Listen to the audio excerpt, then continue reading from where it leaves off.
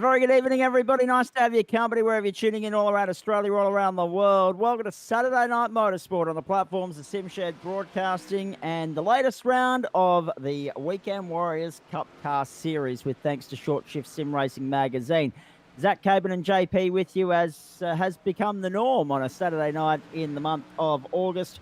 And looking forward to what might unfold here throughout the course of the evening. It's a smallish field, JP, as we welcome you in for the first time tonight. But for the Great Lake 400, it's the quantity and the quality that adds up here. We might not have the numbers, but we've certainly got the heavy hitters like Josh Carroll-Walton, like Barry Neal, and young Michael Skurlock in the 350s also throwing his weight amongst this as well. Yeah, good evening, Zach, and good evening to everybody viewing around Australia and all around the world. Yeah, it's not a massive field tonight, but like you said, we've got a lot of quality in this field. Indeed, we do. Of course, Josh Carroll-Walton, I'm still getting over the heroics of a couple of weeks ago at Charlotte. He backed it up with another podium last week, but at this point in time, it's Darren McKenzie's championship to lose. He just continues to find a way, JP, and he did it the same last week in Darlington. He just continues finding a way to maintain his championship lead, and if not, extend it as well. Yeah, 100%, Zach. I mean, he's always towards the there or thereabouts at the end of the race, and so he keeps on chipping away and extending that lead little by little. So everybody else has got to play that game of catch up. Indeed. Looking forward to this race tonight. Let's go with, because I've got that information in front of me, let's go with the race and track information for you here first up, ladies and gentlemen, and then we'll get to the championship points. 2.012 kilometre course is the gateway layout, so that's a smidgen under a mile and a half. Obviously, a mile and a half is 2.4 kilometres, so you're looking at about a mile and a quarter here on those numbers. 200 laps is the race distance tonight. Last week, of course, we had the Darlington race. What was that? About 400 kilometres as well. So we've got a regular distance starting to creep into the proceedings here. It's 402.4 tonight, 72 kilometres along pit lane. Again, fuel restrictions, same as usual, 70.7 litres. 3 pit stops tonight. That's the expected target at least across the course of the evening. 1.017 is the fuel burn per lap. And there are 4 sets of tyres, the set they start on and 3 more waiting for them in pit lane.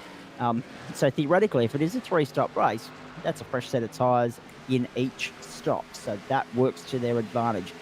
The 14th of August 2021 is the track date here. The service settings have it as a 7:30 p.m. start time. 26 is the air temp, currently 28 degrees on track. Wind speed 10 kilometres an hour, heading in a southerly direction. So let me just crunch the numbers here while we've got that information up on screen for you, ladies and gentlemen.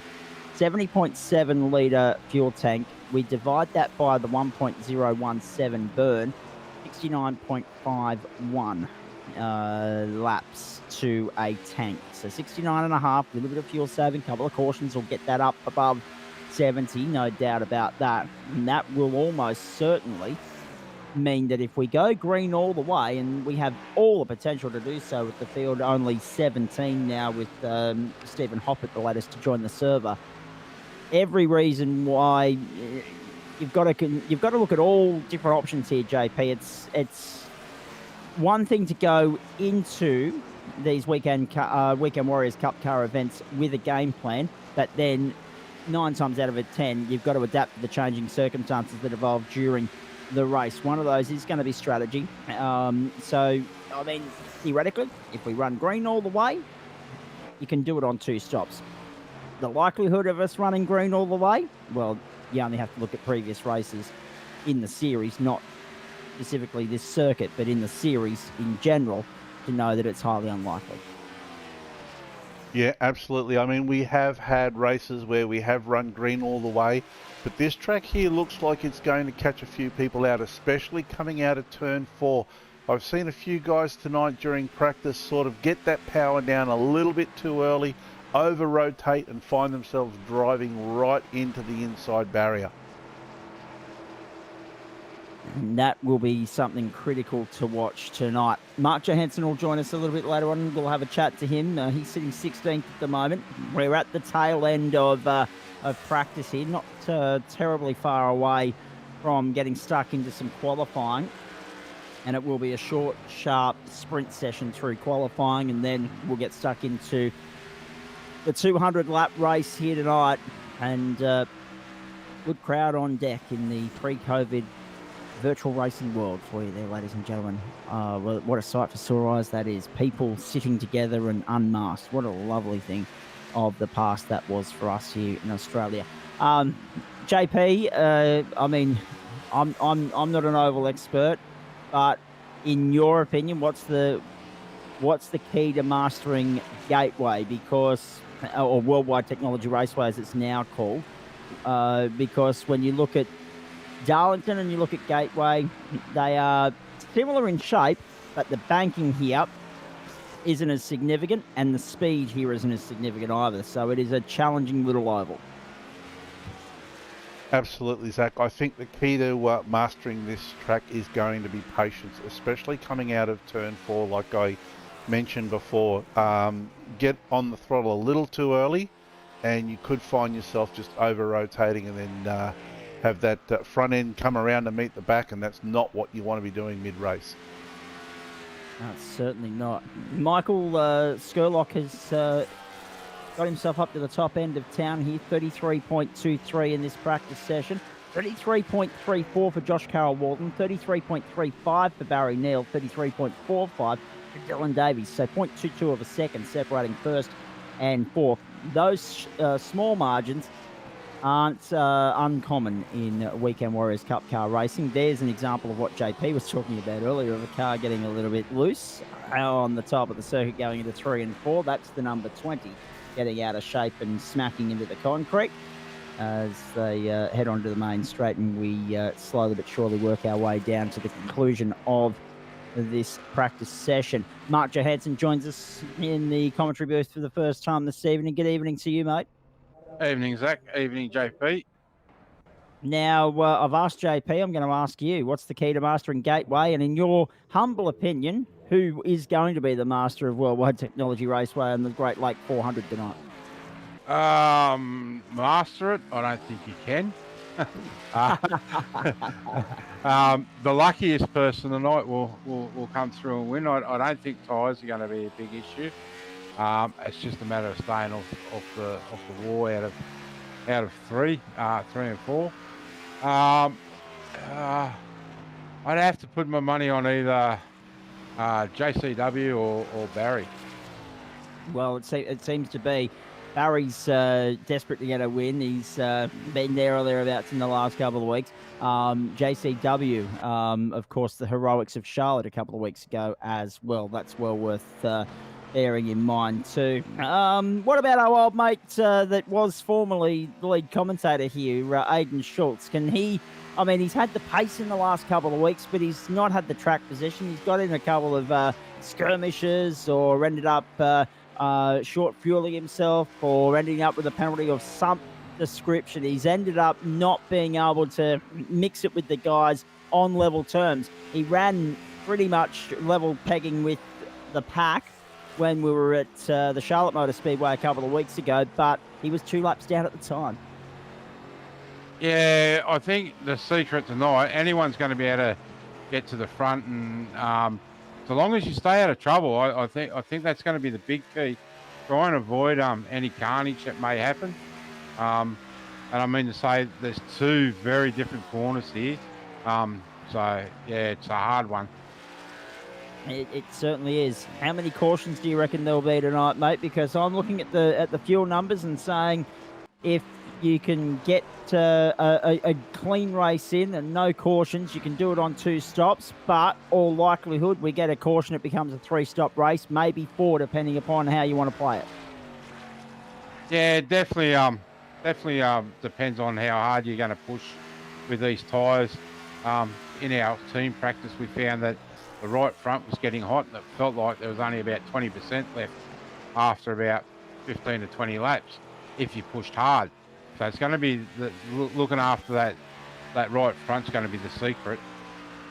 And also important to note as well, mate, only 3 fresh set of tyres waiting for you on pit road during the race. So everything you've just said there about looking after them is justified and validated by the fact that if you get cautions, you can't always throw fresh rubber at it.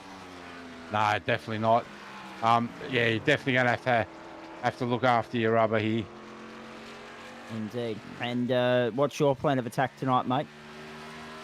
Finish. I just try and stay. Try and stay out of trouble. I haven't. I'm down on in P13, so this is not a favourite track of mine. So we'll see how we go. Indeed, we will, mate. Hey, stick with us throughout the course tonight. Looking forward to getting your insights as we go here. Josh Carroll-Walden currently sits on top of the qualifying session. Not anymore. Barry Neal has just eclipsed the number there, the mark that was set by Josh Carroll-Walden, 33.42. The PB from Barry Neal, 33.29. So a comfortable margin for him at the moment with qualifying. And this is important to note. It's only 2 laps. You only get 2 cracks at this. 33.29. Can Barry Neal improve again on his second flyer? He's got 2 flying laps in this week. Let's have a look. 33.37. No, he can't improve. And we're still waiting for Stephen Hoppert to set his second lap there as well. He's on his way around onto the main straight. Now, before we get stuck into the race, let's have a quick look at the championship points. We didn't get a chance to do that off the top, so let's remind you of where things sit at the moment in the Weekend Warriors Cup Car Series. And, of course, Darren McKenzie, the leader here at this point in time, 7:21, plays Paul Jackson, 6:10. 5:78 for Dylan Davies, who is in the field tonight and has just gone 3rd fastest. Josh Carroll-Walden is 4th, then Stephen Williams. Scott Mcclintock sits 6th, of course, 50 starts notched up for him a couple of weeks ago. Barry Neal, Dave Durand, Adam Ariel, and Ruben Phelps make up the top 10. There's a look over the page. Mark Johansson still sitting 11th. Christian Koch, Jamie Nankervis, Mark Smith, and Hamish Gallagher made up the top 15. The cars will be soon getting ready to join us on the grid for this 200-lap race here, 402.4 kilometres tonight.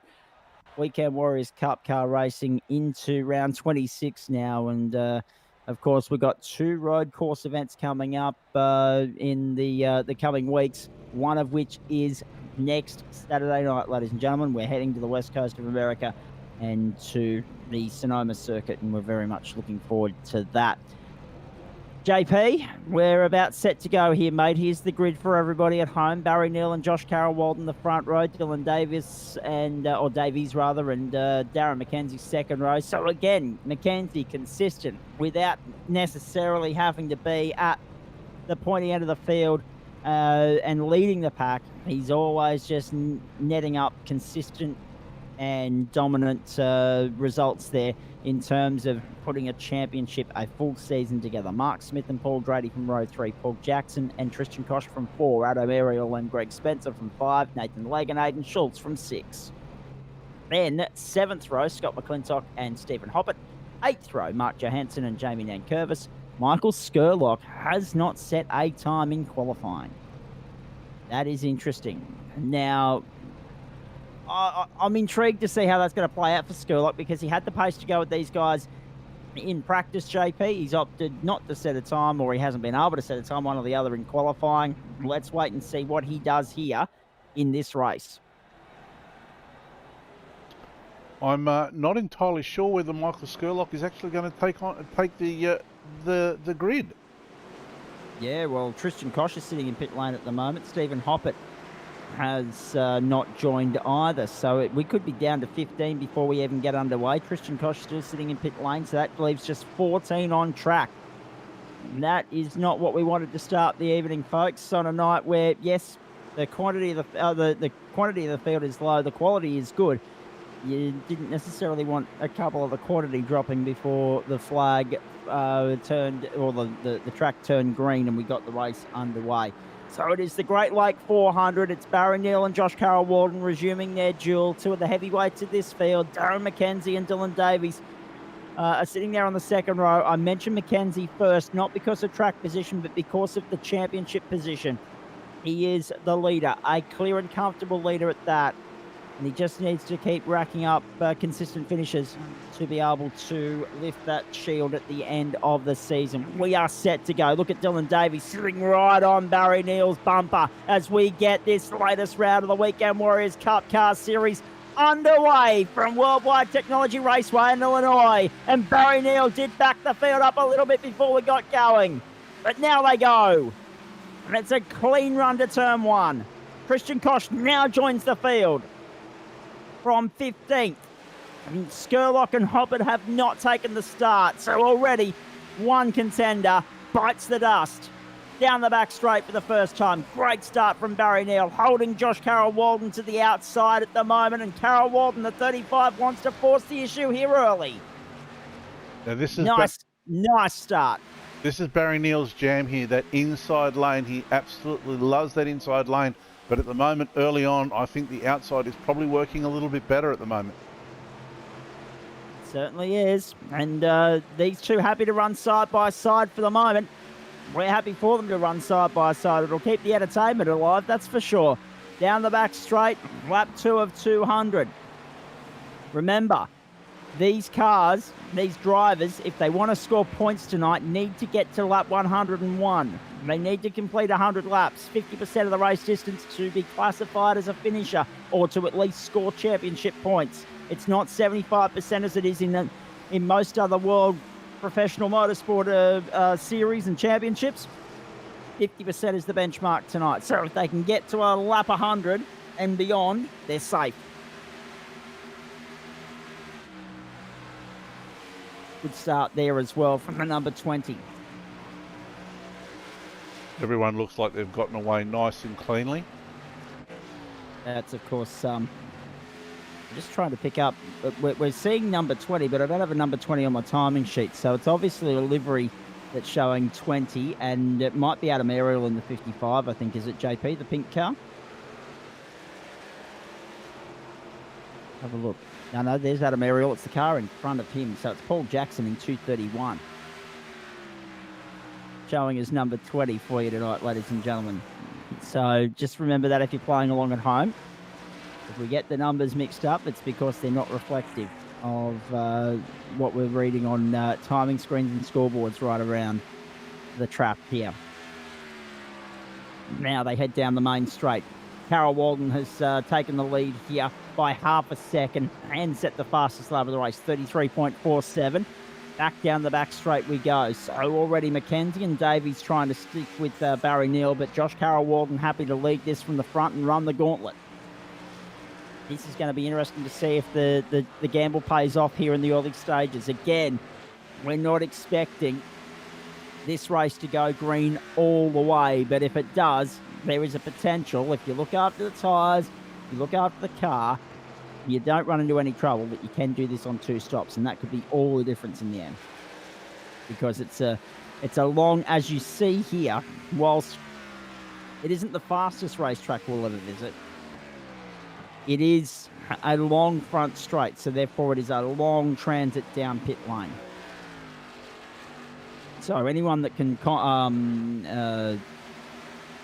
run an alternative strategy that sees them visiting pit lane one less time than everybody around them, they may be able to reap the rewards based purely on time at the end of the night. Tyre wear will be the big factor, though. It may get the better of them, and we have seen that before, where gambles to come in and take fresh tyres late in the race have either resulted in the fastest lap of the race changing hands, or people being able to use that fresher rubber under their accelerator to charge off into the distance and mow everybody up on the way through. Lap 8 now. Carroll Walden from Neal and Mackenzie, the top 3.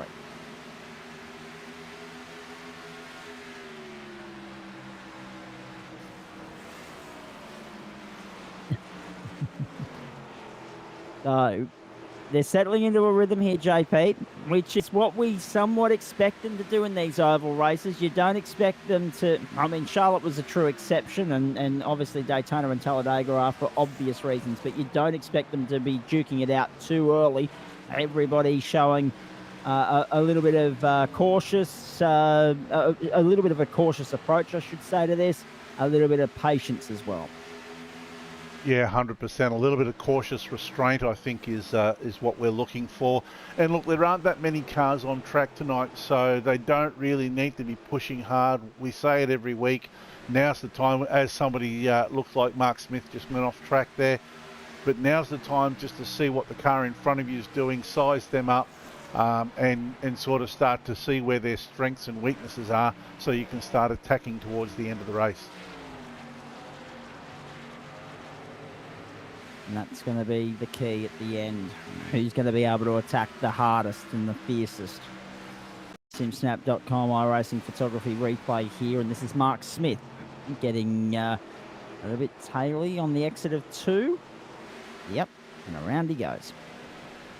But again, because he hasn't collided a wall, he hasn't parked it in the middle of the circuit, we go caution-free. And we remain green for the moment. But just the first instance of a car going the wrong side there, going onto the bitumen and not the grass, we will have the pace car on circuit. Here's a good battle.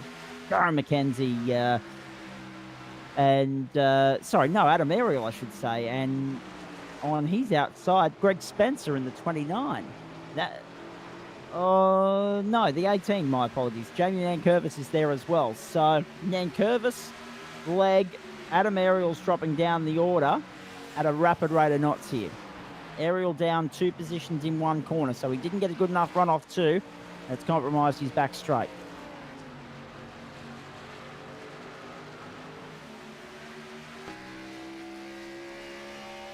We're right on board with the Mobile 1 entry. Down to turn 1. Ariel just in front in the 55. This is Scott Mcclintock, of course, a veteran of the Weekend Warriors Cup Car Series. Doing a nice job here in the early stages, but probably not as far up the field as he'd like to be this early, JP. No, I think he'd probably like to be a little bit further up the field, but he's playing that waiting game, and you can see, if you look at the car ahead of him, Adam Ariel, you can see the amount of push that he's got going through the mid corner there as the back of the car just starts to slightly step out. Yeah, big time too. Onto the back straight, striding all the way out of Ariel. There in front. So Nathan Legg just ahead of him, then Jamie Nankervis. Greg Spencer's up the road attacking Aiden Schultz as well. That'll be worth having a look at in a moment. In the meantime, you can just see it at the top of your shot there as they head onto the main straight. Schultz under tremendous pressure to try and hold on to 7th position. So whilst qualifying wasn't great for Schultz, he's had a good start up from 12th to 7th. There he is on screen now as they head through turn number 1. Just jumping in too as well, if you're just joining us for the first time tonight, I like to go around the grounds on the scoreboards and keep you up to speed with everything that's going on. Unfortunately, it wasn't a great night for the Wallabies at Eden Park in Auckland, New Zealand, which will please Barry Neal, I'm sure, when we get him in here for a chat a little bit later on. The All Blacks have continued their stranglehold of Bledisloe Cup games at Eden Park and wrapped up the Bledisloe Cup 57 points to 22. No, you heard that correctly, 57-22. The Wallabies thumped in Auckland tonight. Game 3 of the Bledisloe coming up in 2 weeks' time across the Nullarbor in Perth. Because, yes, we'll let rugby players and sports players come in, but New South Wales people, no. Lap 15 of 200 here. And have a look at this. A little bit of pressure are being applied as they head down the main straight. So this is Darren McKenzie all over the back of Barry Neal and all up the inside as well. Neal the high line. McKenzie the low line. McKenzie edges in front. Neal will try and get him back down the back straight and does so. But again, McKenzie has the inside line. Again, this goes back to what JP was talking about the low line and the high line. And which is best, and the personal preference of the two drivers at the moment. McKenzie's happy to hang low. Now he's going to swap Barry Neal's sides. But Neal didn't get a great run off 4 and will tuck back in. Carol Walden, McKenzie and Neal, the top 3 at the moment. Dylan Davies a couple of seconds down the road. Then Paul Drady, Paul Jackson, Greg Spencer, Aiden Schultz. So Schultz has dropped back to 8th. Spencer up to 7th. Then that battle between Nankervis, Legg, Mcclintock, and Ariel now includes Schultz as well. They've got up onto Schultz's tail and gobbled him up. Schultz is a sitting duck here. Have a look at this. Not sure if that's a problem with Schultz, but he's lost 2 positions in a couple of laps, although he's trying to force the issue to make sure that he doesn't lose any more track time. But Jamie Nankervis has other ideas here. So Schultz, he's under a bit of pressure. He's under the pump right now, JP. These next few laps important for him. Yeah, 100%. It looks as though Schultz may have tagged the wall, so that may have slowed him down that previous lap. And remembering, of course, ladies and gentlemen, whilst in the real world, cautions will be thrown for debris, a la, panels bumping off cars because they've rubbed up against the wall or whatever the case may be. No such luck in the sim world. They've got to properly hit hard for us to get a caution. Here we go. Whoa, here we go. There it is. Right on cue. Oh, no. Oh, Aiden Schultz has had a big one. And also involved in that will be, I'm just trying to work out who the other one was. Let's have a look here. Did Schultz get a bit of help? No. But he did get a big clout. Oh. Geez, Nathan Legg. The caution flies for the first time tonight. Isn't it ironic? As soon, and I'm not trying to quote Alanis Morissette there, by the way, isn't it ironic that as soon as we start talking about what triggers a caution in iRacing, you get a perfect example? And unfortunately, that's not how either Nathan Legg or Aiden Schultz would have wanted to finish the 19th lap of this race. We're on lap 20. Josh Carroll Walden, the leader from Darren McKenzie. We're watching Schultz go around behind the safety car to a point where he will be able to come to pit lane and get the damage assessed, but it's another case of what might have been he's going to be on the back foot from this point forward because they don't have the luxury of fast repairs in the Weekend Warriors Cup Car Series, JP. Absolutely, and I was also about to say when I saw that, you could see the damage there on the front end of Aiden Schultz's car, and I was going to actually say that might affect the aero on that car. And sure enough, as he was coming around, I think that might have been turn 4. Yeah, he just once again over rotated and around he went. Big. So here we go. First caution of the night, and already Mackenzie, Neal, Jackson, Spencer, Nankervis, Mcclintock, and Tristan Koch taking this opportunity to come in and top up with some fuel. I don't know if they'd be tempted to take tyres this early in the piece. Josh Carroll Walden's happy to stay out. So too Dylan Davies, Paul Drady, Adam Ariel, and Mark Smith and Mark Johansson as well. And Mark's in the boots with us at the moment. Geez, when you're only 10% of the way through the race, that's not how you want to see the night end for 2 of these guys. Although, that being said, it's only Nathan Legg that's ended up in pit lane here, Mark. Aiden Schultz has opted to stay out. Yeah, I didn't see it. I just come around. There was a lot of smoke, and yeah, so Aiden, Nathan may have some damage on the nose of his car. And obviously, JP, again, we talk about, patience and getting into a rhythm and settling into a groove. When you're only 10% of the way through the race, crashes like that, A, they're frowned upon, they're not ideal, and B, it just, bunches the pack back up and changes the ball game. Yeah, absolutely, and everybody now has to reset, get back into another rhythm with their racing. And as you can see there on Aiden's car, he's got damage front and rear now, so that might really start to affect him. We'll know once the race gets back underway. Indeed we will. Hope you're enjoying it wherever you're tuning in around Australia. Weekend Warriors Cup car racing here on the platforms of SimShed Broadcasting Field, getting back into a 2x2 formation here. Restart not too far away. Josh Carroll Walden, Dylan Davies the top two here at the moment. Paul Drady, Adam Ariel up there in position 4 at the moment. Mark Smith, Darren McKenzie, then Barry Neal, Paul Jackson, Scott McClintock, and Greg Spencer, the top 10 as we get back to... Oh, big moment for Josh Carroll-Walton as we get back to green. He just lit it up, bogged it down, and nearly fenced it. Nearly put it in the wall and triggered the second caution. And that would have actually, if he'd have gone in there, JP, that could have been quite nasty. Yeah, that could have taken quite a few other cars out. He managed to gather it up, and because of where he actually started, he was able to sort of keep going there and hold Dylan Davies out and maintain that lead.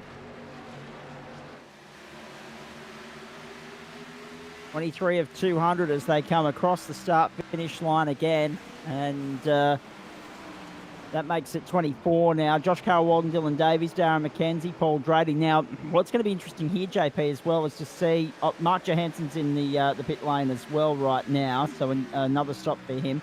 Nathan Legg remains in the pit lane, having ended there during the last caution because of the contact with Aidan Schultz. We remain under green. Just having a look here. What's going to be interesting for me, JP, is to see how the likes of Barry Neal and everyone that opted to have fuel and tyres or whatever the case may be, take a stop, take the plunge, get off out of sequence with everybody else, how they fare in this second stint, working their way back through to the front. They must be feeling pretty good about their tyres to come in and fuel up. They must be looking to take a longer run and get those fresher tyres on as late as they can in the race here.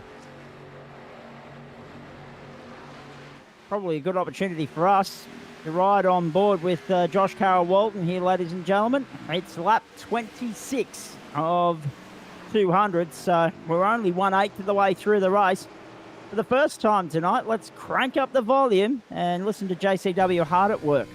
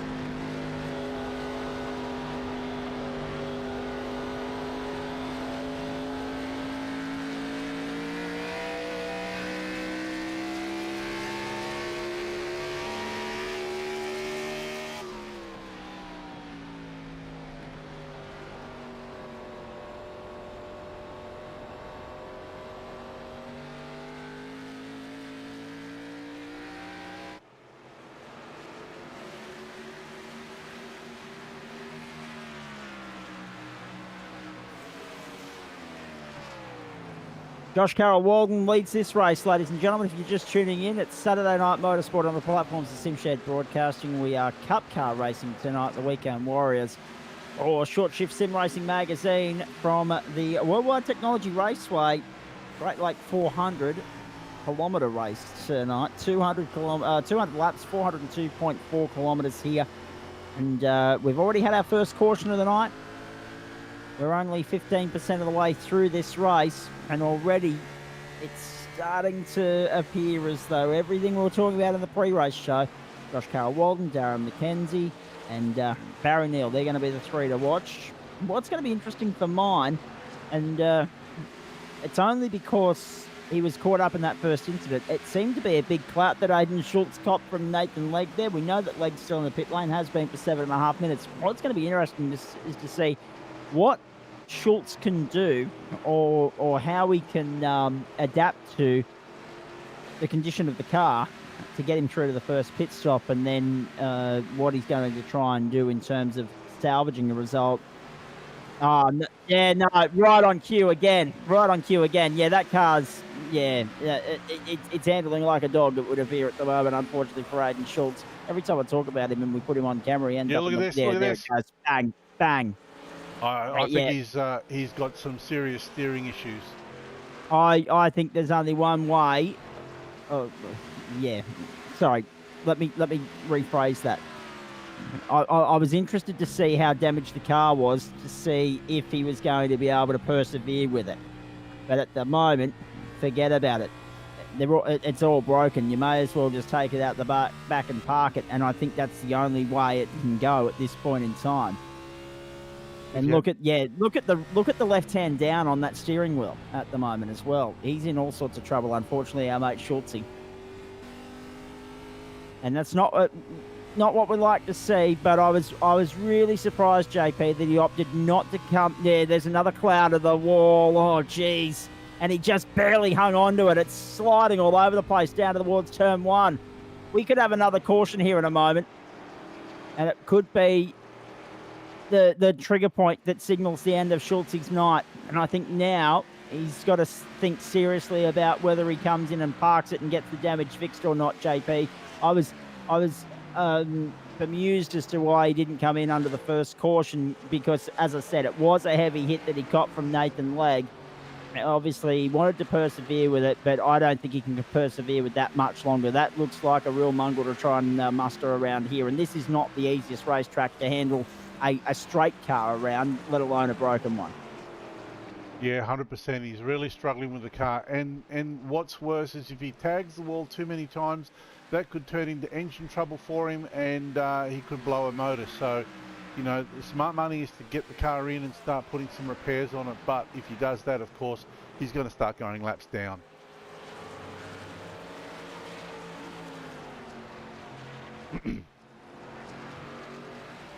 Onto the main straight now, and you can see that the 00 entry has moved up there on the inside.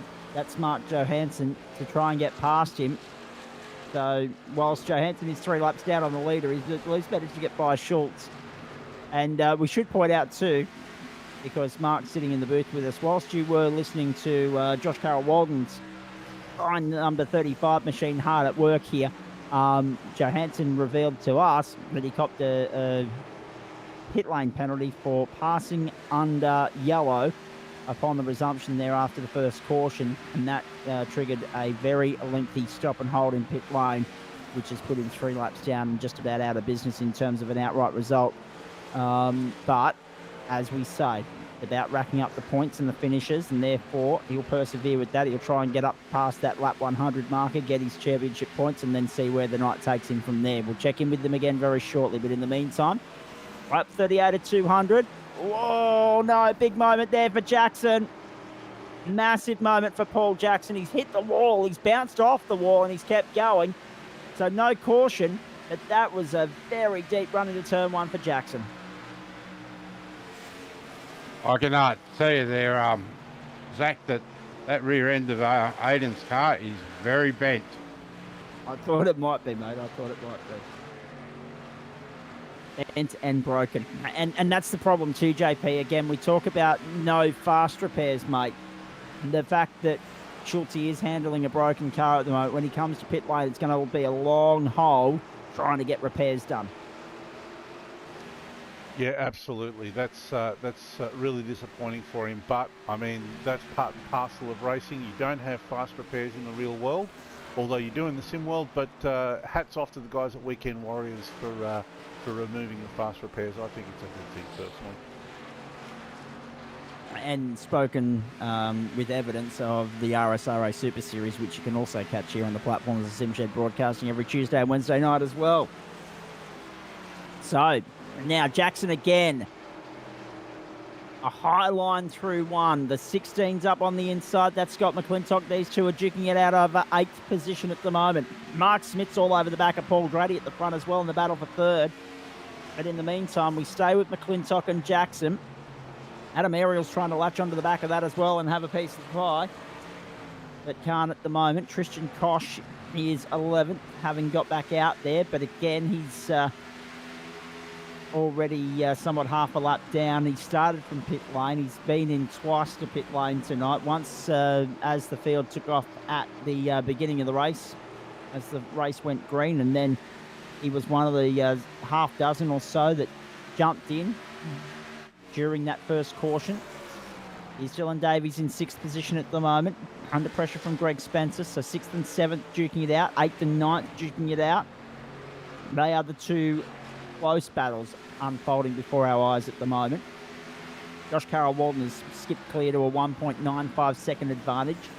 Garrett McKenzie, the championship leader, sits 2nd at the moment. Biggest gains and losses of the evening so far.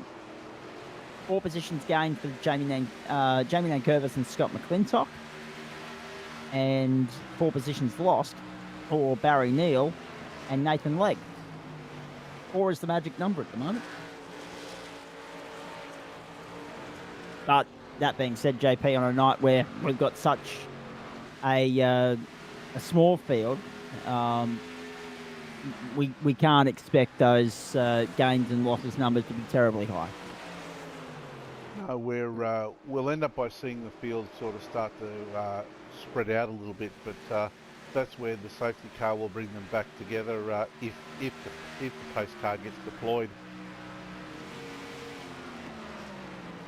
Now, you might be wondering as well, ladies and gentlemen, you know, Melbourne and Greater Melbourne's in lockdown. The ACT's in lockdown. New South Wales, the entirety is in lockdown. You might be wondering where some of the New South Wales contingent is tonight. Well, truth be told, I'm reliably informed they're still trying to get home in log jams from people panic buying at their local supermarkets. So, you know, what can you do? I think that might be the reason why some of these guys have missed tonight. It won't be because of the lack of preference at the circuit. It'll be because they've been caught up in local traffic jams all across the state of New South Wales. Unbelievable scenes down there today. But we're sending our best to all of our friends in New South Wales. Hopefully, you know, there's light at the other side of that very dark and gloomy tunnel at this point in time. Lap 45. So just like that, we got through the first caution. We press on to lap 45. We're almost at the 25% mark of the race. And given the lap times we're seeing, we know this race is going to be in excess of 100 minutes long tonight. This will push up now with cautions and pit stops. This will push up closer to an hour and 50, maybe an hour and 55 tonight. It's this guy here, Josh Carroll Walden, that is the comfortable, clear race leader at this point in time. Aidan Schultz going into 1. I tell you what, geez, he went very, very close to the bumper bar of JCW right there. And I'm just having a look at Schultz's times. He's now gone a lap down, obviously. 36.7 last time round compared to JCW's 35.76. He's losing a second a lap, possibly more than that, when we get a clear indication of what JCW is able to do in clear air here. Mackenzie's the next one to come up onto the tail of Schultz now. Mackenzie's 3 seconds behind JCW. So, again, JCW, the form man, he's out of sequence with someone like Barry Neal. Barry opted to stop on lap 20. JCW did not. Mackenzie, surprisingly, did stop on lap 20. So of those that stopped early, Mackenzie's best placed at the moment, not Barry Neal. Yeah, absolutely. And you can have a look at the lap times there. You can see JCW is doing 35.3. Last lap for Mackenzie was a 35.5. Neal did a 35.4. So they're all around the same lap times The thing is Mackenzie has got more fuel in hand, so will he stay out longer and capitalise on that? Down the inside of Schultz goes Mackenzie now. And you saw Schultz get very, very squirrely there before. I'm sure that would have given Mackenzie a moment of caution. Yeah, absolutely. And there's been a couple of moments already, big moments. So obviously the crash that triggered the caution, that was big moment number one. JCW lighting them off of the restart and getting squirrely. That was number two. And it's been a highlight reel to forget for Aidan Schultz since the restart as well. Mark Smith sitting third at the moment. So the emergence of a couple of names that haven't run at the pointy end for very often in the races that I've had the privilege of covering for the Weekend Warriors Cup Car Series this year. Mark Smith having his best run from what I've seen so far, sitting there in third place. Paul Drady's fifth, Dylan Davies is sixth, Greg Spencer is seventh. So in the absence of a few of the regulars tonight and a few of the heavyweights, the fast men, we're seeing a couple of guys really try and assert themselves at the pointy end of town. So Nathan Legg still remains in last position, but he has got back out on the racetrack. He was in pit lane for 15:47. He is 25 laps down and has got back out on the racetrack. He's not long been got back out on the racetrack, I should point out. 24 laps clocked by him right now. So he's essentially, 12.5% behind everybody else. He's going to be that eighth of a race behind everybody, but he will still therefore net some championship points. Mark Johansson, as we've already detailed, nearly 4 laps down. Josh Carroll Walden's coming up on him at this point. Darren McKenzie is second place. Mark Smith third. Barry Neal, Paul Drady make up the top 5. Aidan Schultz now a lap down. Surprising that he's still able to somewhat muster 36.7s out of that car at the moment. But again, JP, this is something we should focus on as well. For every driver out there that knows how to steer a fully operational motor car, there's a few in here that are handy with a not so functional motor car as well. You tend to find a way around, mechanical gremlins and structural damage gremlins that Schultz has got at the moment. There are drivers that have that adaptability through nothing more than, practice makes perfect, so to speak. Yeah, absolutely. And although Aidan's gone down a lap now, probably if he'd gone into the pits and tried to get some repairs going on, he probably would have found himself down, multiple laps. So good on him for staying out there and having a go. It's probably something that I wouldn't do, but then again, I'm not Aidan, and it's working for him. It is working for him. Again, I'm just curious as to how much damage there actually is in that car, and how much time that would cost him throughout the course of the night to repair it down on pit road. Probably too much in the context of we've only had one caution thus far. But whenever we get a caution, expect Schultz to come to pit road to try and get a little bit of that sorted. Lap 54 of 200. So, then again, have a look at that. Josh Carroll Walden on lap 54. What did we say earlier was our magic figure here? 67 laps or somewhere around that ballpark. So there's about 15 laps to go for JCW before he's in that fuel window on an empty tank. So get ready for some action along pit road very shortly, folks. But again, the interesting dynamic here is that we've got 2, 4, 6, 7 of these guys, 8 of these guys out of sequence. JCW's in the pits now. JCW jumps in now. There you go. Well picked up, Mark Johansson. JCW is heading for pit road at the end of lap 55.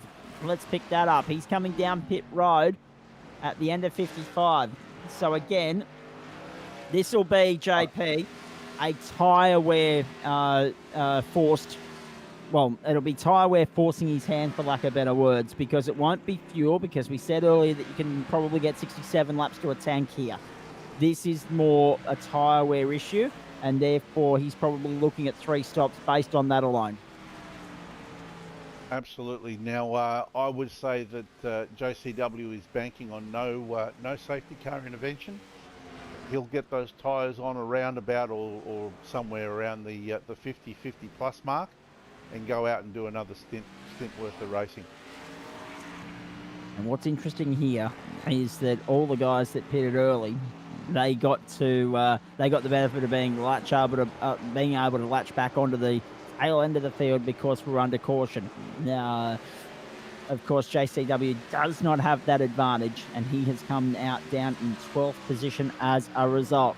Again, a caution somewhere around, lap 70, lap 80 changes everything. All the field will probably make its way to pit road, except maybe JCW because he'll want the track position. So Smith, McKenzie, Neal now the top 3. Mark Smith is the race leader. Darren McKenzie still content with second, 2.1 the margin. Barry Neal closing into within half a second of him right now. Paul Drady, Greg Spencer, the top 5. Paul Jackson, despite scraping the wall there early on, giving it a good clout down at turn 1 on the rear right. He sits 6th. Dylan Davies, Adam Ariel, Josh Carroll-Walden, and Tristan Kosh, the top 10. Kosh is in, and then Curvis has been in, but is rejoining the race right now. So now, because you've got pit stops out of sequence, you've got 2 different strategies at play here. You're going to have a mix of drivers on the lead lap and drivers a lap, 2 laps or more down. Remembering that Nathan Legg is 25 laps down and Mark Johansson is 3 laps down for reasons we've already detailed if you're just joining us. Lap 59 of 200. There's Greg Spencer on screen. Now, this is going to be an interesting thing to look out for. JCW has just gone into the pits. He's probably taken tyres. So do the guys in the lead, does Mark Smith, Darren McKenzie, Barry Neal, do they jump into the pits and cover him off? Or do they stay out? At the moment, it looks like staying out is going to work for them, because the last lap by JCW was a 33.65. And these guys are doing, actually, it's not going to work out for them. These guys are in the 35s. Now, I want to check in with Mark Johansson at this point in time. Mate, obviously a little bit hard for you to get a feel for things because you are 3 laps down, but of what we've described thus far, what have you made of it? Look, the track's starting to take rubber, which is really good, and it's starting to be easier to drive in this real pointy 1 and 2. But yeah, tyres are, that right front's just starting to go off now on 56 laps, so.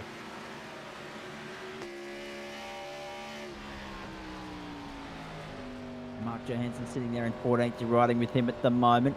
The car ahead of him, I think, is Spencer, and he's high up there, riding the wall almost as he comes onto the main straight. So Barry Neal is 2nd, Darren McKenzie 3rd, and down in 8th position is Josh Carroll-Walden. And as JP said, watch the pace of JCW. That's the benchmark that everyone should be gauging their strategy by at the moment. Here's Barry Neal making a move on Darren McKenzie. This was the move for 2nd on the replay.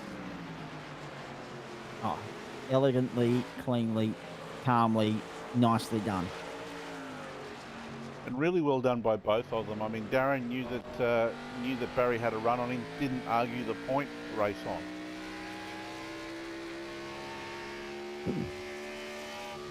Well, that's the thing, isn't it? Mackenzie's in an enviable position, JP. He doesn't need to go all guns blazing for the rest of the season. He can let everyone go and fend for themselves and just bring it home in one piece. That's all he needs to do. Spencer coming towards pit road. And Paul Drady as well is on pit road. I can tell you the top 3 will be praying for a pace car intervention right about now.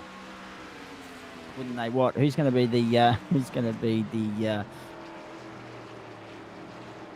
the sacrificial lamb here? Schultz still hasn't stopped. He's got to lap 62. He still has not stopped. but he is about to be.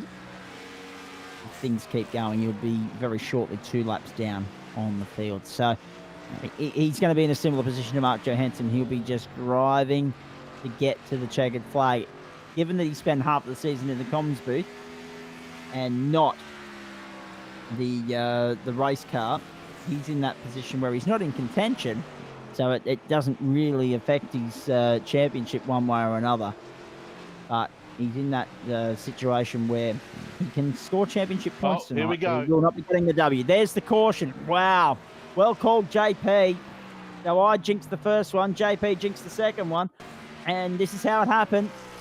And it was Aiden Schultz by the look of it. Yeah, straight up into the bang. And that might just about be it. Wow.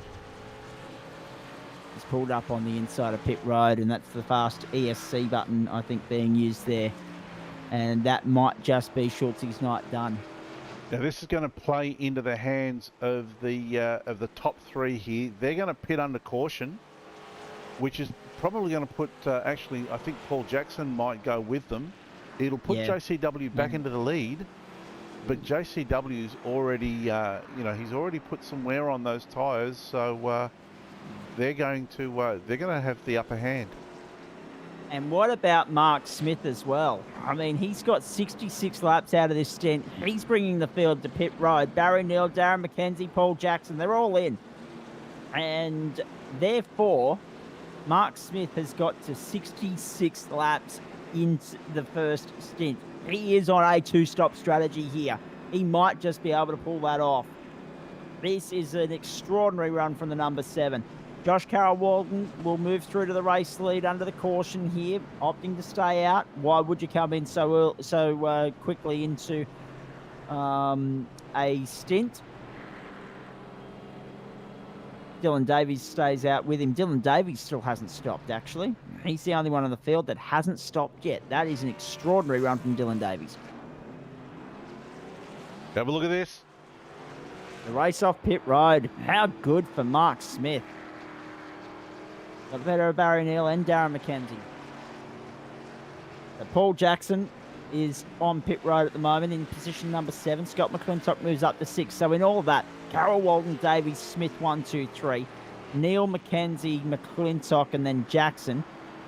Brady, Spencer, and Ariel the top 10. And Jamie Nankervis is the last car on the lead. Actually, no, he's just been lapped. So forget about that. There are only 9 cars on the lead lap right now. So this is going to be a really interesting turn of events. You've got your Mark Smith, you've got fresh tyres.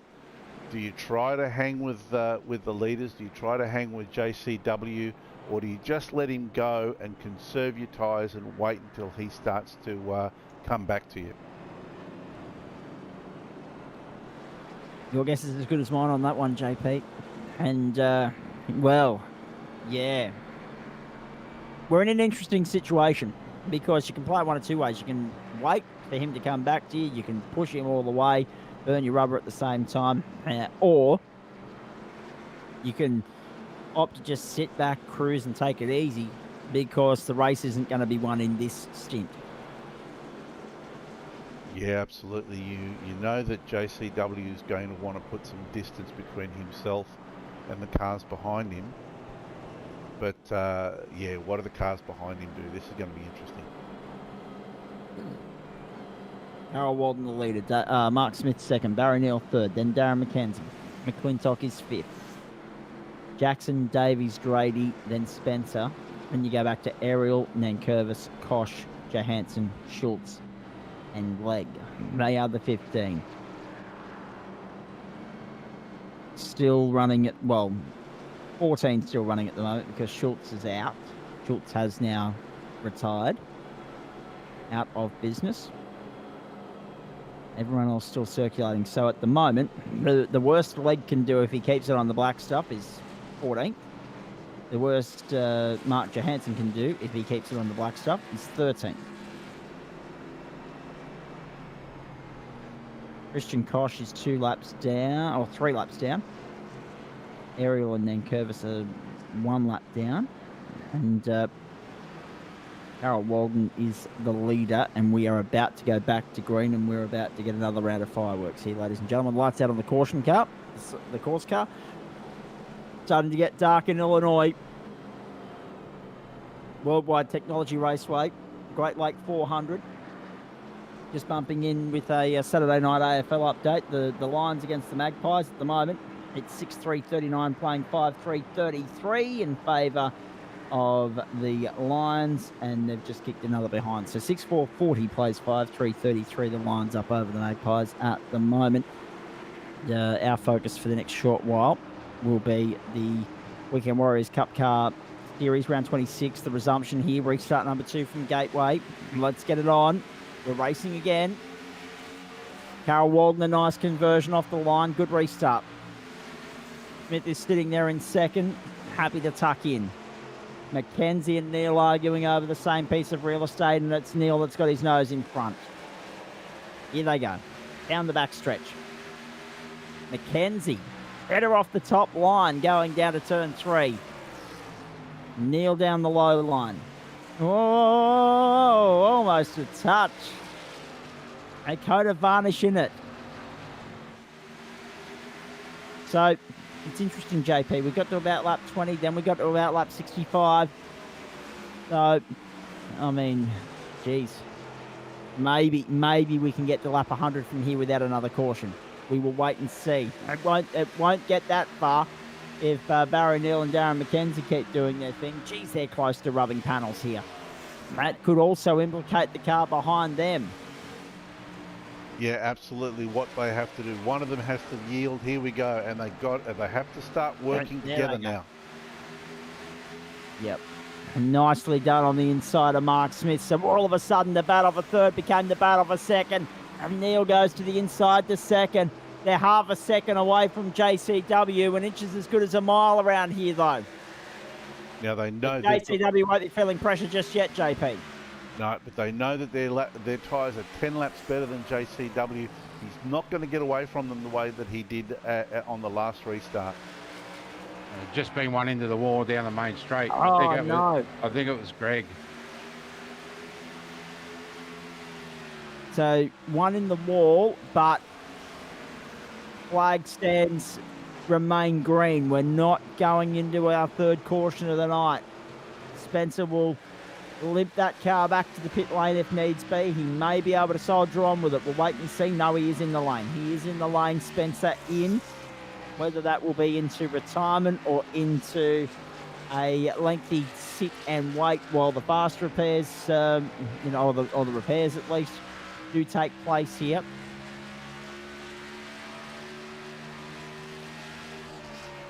But Josh Carroll Walden, the leader. Oh, have a look at this. The first attack of the night from Barry Neal. These two have been good sparring partners in recent weeks. I'm excited to see what they produce tonight.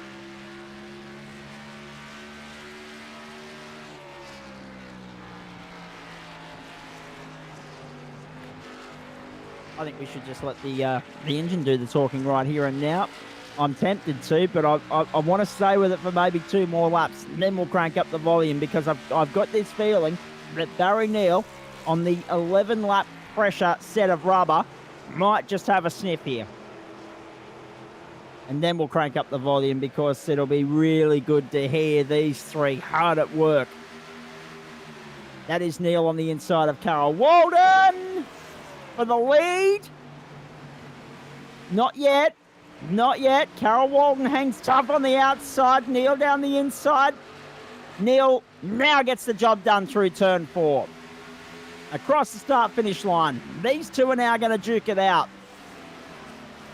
Surely fresher rubber wins the day here.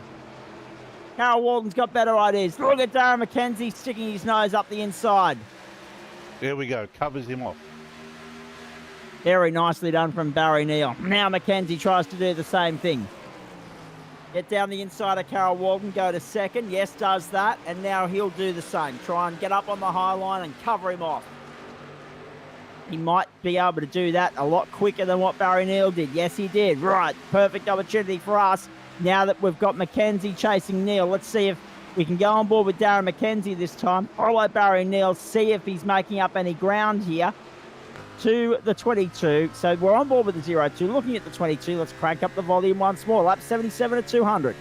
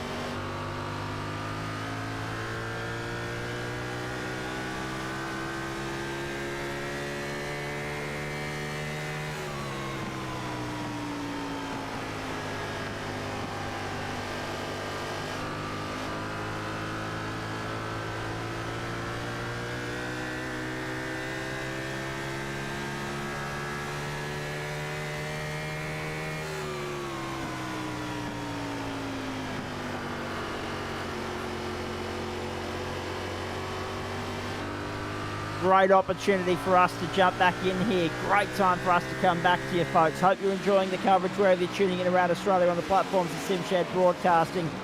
Weekend Warriors Cup Car Racing. Darren McKenzie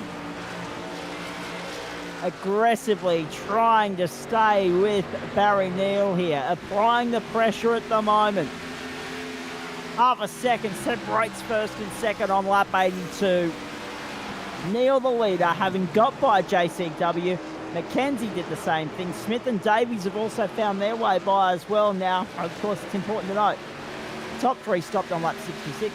Davies on 67, Josh Carroll-Walden on lap 55. That is distinctly the difference at the moment, because we know Josh Carroll-Walden has great car speed. It is purely a situation where you have got better rubber at your disposal, under the bonnet, under the rim, and now they're using it to their advantage, and they've found a way by JCW. So he sits fifth at the moment, but as we've already seen, there's a couple more twists in the tail still to come. What are your observations so far, JP? Yeah, look, everything's been fairly status quo so far, you know, apart from those couple of caution periods. JCW elected to stay out. I think that early stop by Barry Neal has really worked for him at this stage. Will we see more caution periods tonight? Undoubtedly. I mean, this track, you know, we're going to see them, so there's a lot more strategy left to play out. We're going to watch it play out right here on the platforms of SimShed Broadcasting. Don't forget, on that note, we've got plenty to look forward to next week as the RSRA Super Series and the Super 2E Series head to Imola in Italy. Round, what are we up to? Round 9. We're getting towards the pointy end, the business end of the season. Round 9, Tuesday night 8:20, Wednesday night 8:20 across the platforms of SimShed Broadcasting, Facebook and YouTube, and looking forward to it immensely. Trust you are as well. Matt Davis will lead the call on Wednesday night. He's found himself a new commentary pal, which is good to see, and Chris Kisby and I will be with you on Tuesday night as well. 85 at 200. Barry Neal, Darren McKenzie, Mark Smith and Dylan Davis. They're the top four at the moment. Josh Carroll Walden's fifth. The battle on track now is Adam Ariel and Jamie Nankervis. They're separated by about 0.25 of a second. But what's important to note is that Darren McKenzie's also within half a second of Barry Neal. And just interestingly, Zach, Neal and Mackenzie have been trading lap times for the last 3 laps. So 3 or 4 laps actually. One of them gets a faster lap, the other one gets a faster lap the next lap around. So that gap is sort of stabilising, bouncing between 3/10 and half a second. Stabilising is the operative word there, and if it continues to do that, there'll be nothing separating them going into the next round of pit stops, whenever that may be. So lap 66 was the first time we saw Mark Smith pit, but it was the second pit stop for Barry Neal and Darren McKenzie. So it's interesting how having that one extra trip down pit lane, as opposed to Josh Carroll Walden, is serving them well at the moment. But again, it comes back to making the point of, with what JP was saying at the top of the broadcast about, and Mark Johansson as well, about tyre wear around here.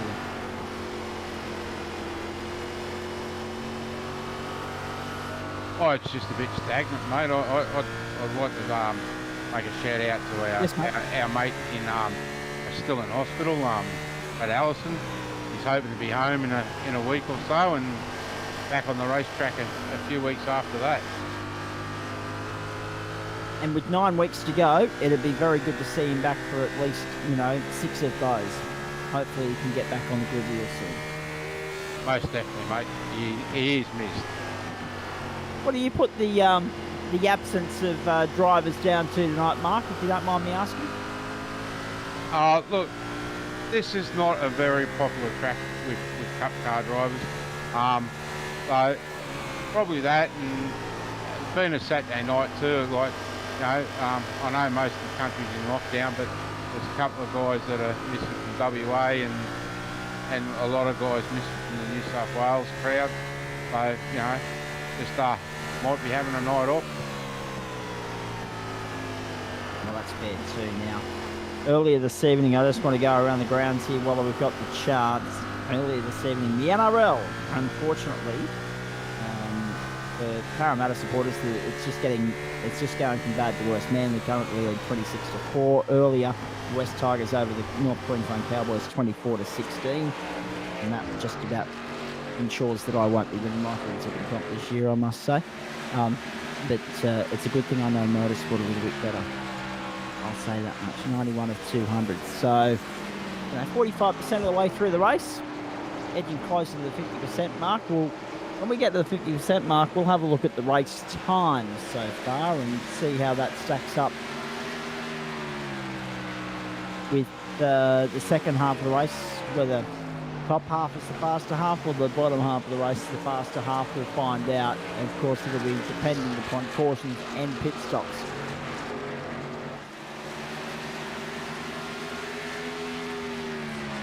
And we'll also give you an indication as to, yes, we're 100 laps in, but this is how long it's going to take to get through the remaining 100. And what should be noted here too, folks, is that on a circuit where the best lap times are in the 33s, the worst lap times are only 2 seconds down the road in the 35s. So we were already looking at an hour and 40 for this race, but taking a couple of other extenuating circumstances, and they'll stretch out nicely. Now, Barry Neal's been able to eke out a little bit of a lead on McKenzie there. And just enough to be comfortable for the moment, JP. But again, it's not one of those situations where you can get complacent, mate. No, absolutely not. And McKenzie's a little bit of the meat in the sandwich at the minute, because Smith is now starting to range up on him.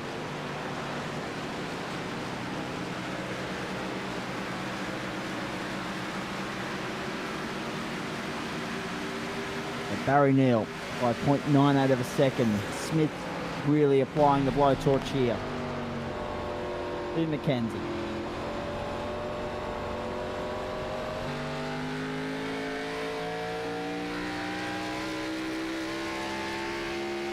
down the back straight. Lap 94 of 200.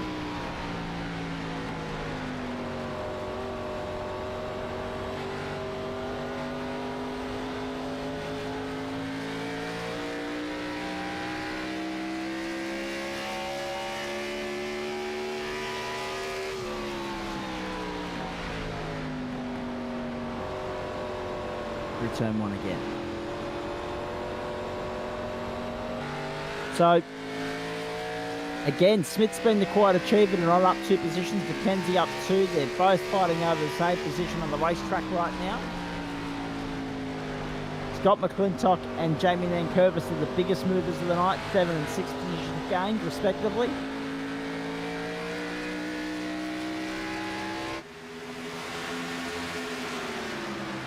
Expect to see Carol Walden in probably in the next 3 or 4 laps, I'd say. That's a very good point too, JP. Although if he wants to stretch it as far as he stretched the first stint, it might be a little bit later than that. But it really suits the narrative. Wherever he pits, he'll be in a position to only stop once more from this point. After this next pit stop, which will come up somewhere between, well, what was it? It was like 55, somewhere between now and like 110. Yeah, here we go. Mark Smith had himself a little moment before then. Came under attack by Dylan Davies, but he's managed to gather it up. Yeah, look, JCW's not bleeding a lot of time to the leader, I should say. His last lap was a 35.3. Barry Neal was a 35.1, and of course Smith and Davies. Smith was a 35.6, but he had a few comers there. He has. Not that many, because he's managed to make his way past Darren McKenzie. I would say that Darren's tyres are starting to show signs of early wear. And that's not uncommon. We often see these cars are very relentlessly tough on their rubber. So none of that's a real surprise at the moment. Onto the main straight. Dylan Davies. Behind him. Actually, let's go in front of him, I apologize. Darren McKenzie, of course. Second is Mark Smith. First is Barry Neal. Lap 99 of 200. Let's get back to the front if we can. Actually, let's stay here. Let's go on board with Dylan Davies. We're riding with him at the moment. Let's see if we can find a way past Darren McKenzie to get to the halfway mark of 26th round of the season.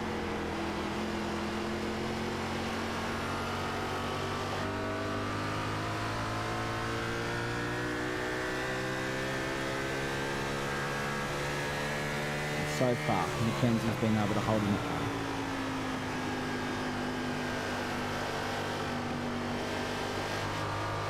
So Mackenzie's trying to go with Smith and hold Neal at bay. Mackenzie's only 0.8 of a second away from Smith, but Neal's the bigger threat. And Neal has been a threat in every race Davies, my apologies, has been, he's right there with Mackenzie. So in all of that, I'm just getting a little bit tongue-tied, folks. Lap 101, we're past halfway, so 50% race distance for most of the field now. 7 cars have got to that magic number. Christian Koch coming to pit lane now. Smith second, Mackenzie third, Davies fourth. Neal is the leader. Carol Walden's fifth. Oh boy. Barry Neal. Let's just talk about that guy for a moment. He's been a real threat to the field for a season. He obviously doesn't sit as high up the points rankings as someone like Darren McKenzie, but on his night, he's hard to stop, JP. Yeah, absolutely, and he's read this one perfectly. Drove into the pits early. I think it was at the first caution period. I thought it was a little bit strange, but it came to him, and of course a little bit of luck there. When the second caution period came out, he was able to dive into the pits and get some fresh rubber on, and he's really made that work for him.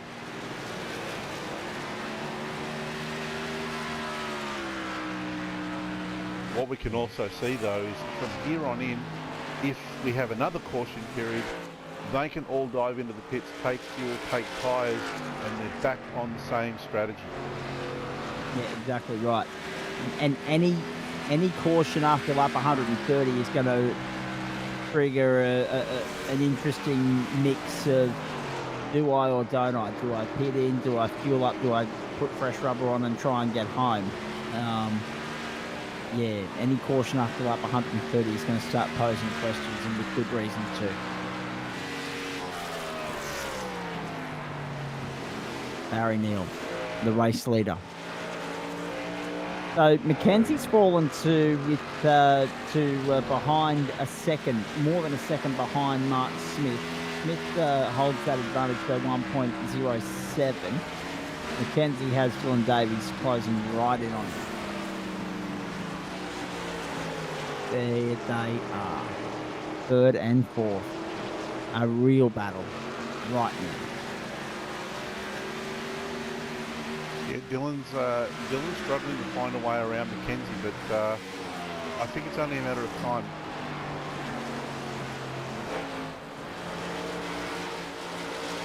All the while this is going on and they're holding each other up, that's giving JCW a free kick, and he's able to start ranging up on them as well.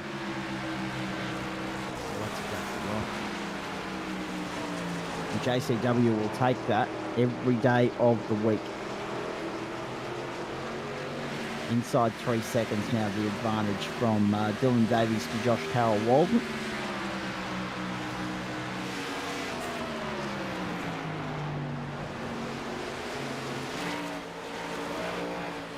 Yeah, this is a bit of a double-edged sword for these guys. They're battling it out for what, third and fourth, which is allowing first and second to get away from them and allowing fifth place to start to catch up to them.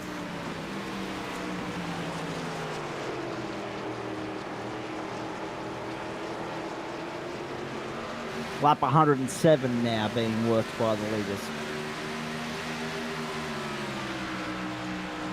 Now, we saw JCW come in on lap 55.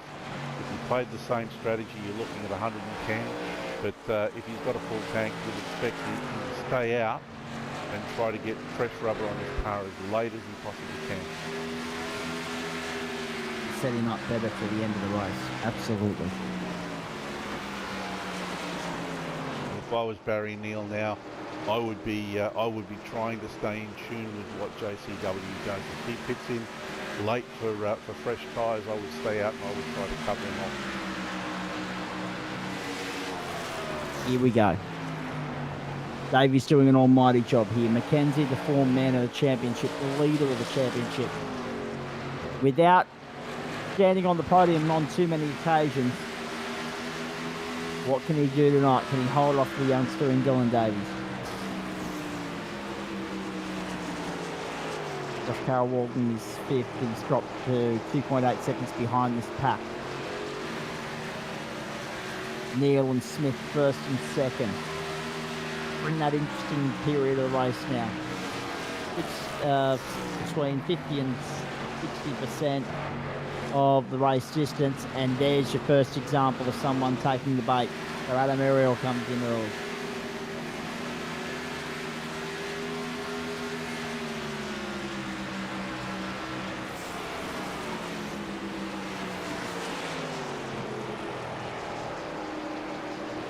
Up 110 of 200. And Neil, so we get this every week, JP, mostly anyway. We get this processional period in the middle of the race where, oh, have a look at that, just as I say it. Wow, Dylan Davies just fires it down the inside. He said enough is enough. I'm going to lead this time in terms of the battle for third. I was going to say, we get to this point where things do get pretty cruisy, pretty processional. Sorry, Zach. JCW in. JCW in pit lane, so too Paul Drady. Good pickup. Dylan Davies with the big send on the inside of Darren McKenzie. That was not expected. That was not in the script. But, again, it highlights McKenzie has no urgency here. Everyone else is trying to put one on him, but he doesn't have to take any risks. So if he wants to race, let him. If he doesn't, he can just get to a point and park it, or continue circulating in the hope that he'll achieve something through attrition or whatever the case may be at the back end of the game. But there doesn't appear to be too much of that available at his disposal tonight either. Absolutely. Now, if I was Neil, I would have seen that JCW was in the pits, and I would be covering him off this time around.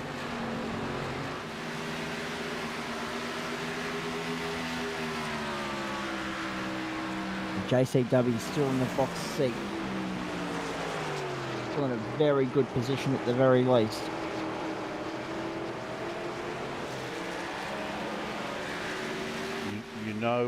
I know these guys are waiting for or hoping for another caution, but you know that JCW, once he gets back into the groove, he'll be very quick. He'll be down around that 33 mark. So he'll be 2 seconds a lap quicker, and he will eat into the lead that Neil has built very, very quickly. It won't take long when you're out on your own and you're a sitting duck, essentially. You haven't got a dance partner. Very, very easy to be brought back to the pack. There we go. First flying lap for JCW. 33.85, plays a 35.4 for Neil. Oh boy, the pressure mounts.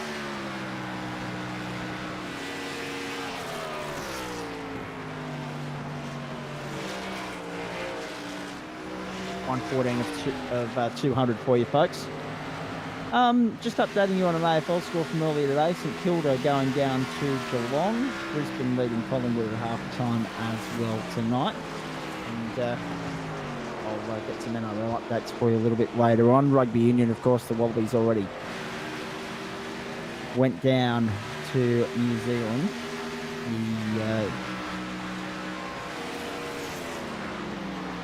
Unfortunately, we're just having a little bit of an issue here. Try to connect to the network, would you believe that? I've got everything else up and running, but the AFL app does not want to load at the moment. Here we go. Now we're having a better run of luck.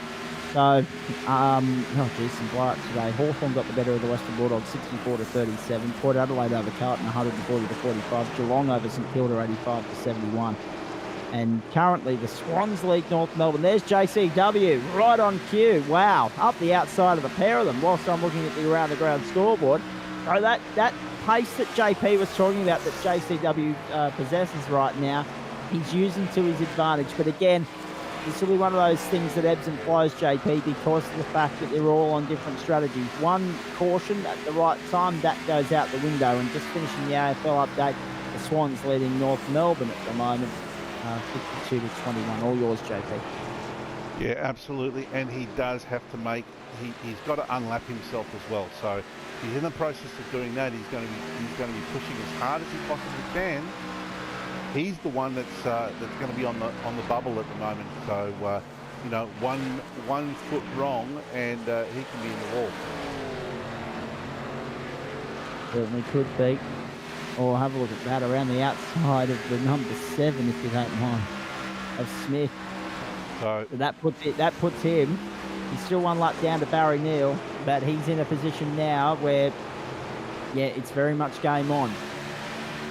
Yeah, absolutely. Very much game on. Absolutely. Now, the time to cover JCW has come and gone. Neil has committed himself to his strategy. He's got to stay out there now for as long as he can. He'll be hoping for a caution period, and if that caution period comes out, dive in the pits, come back out ahead of JCW once again on fresher tyres.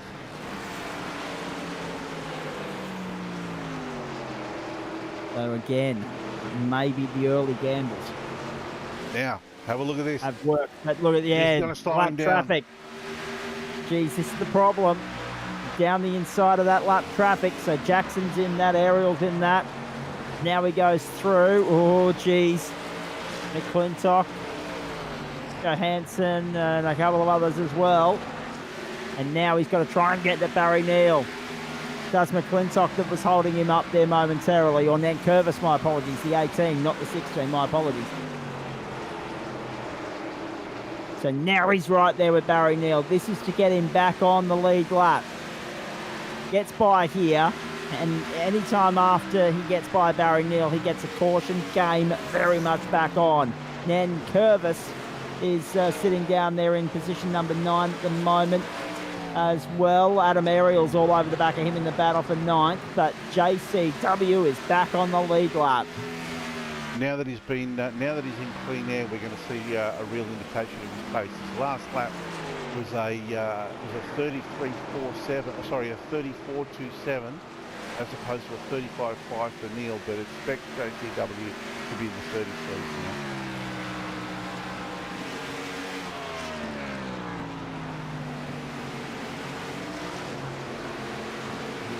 Oh, Ariel, jeez, that was close.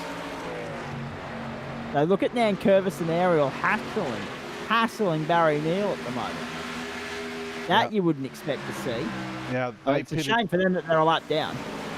That's right, but they pitted on lap 101, so they're going to have fresher tyres. So, yeah, they're going to be trying to find a way around Neil.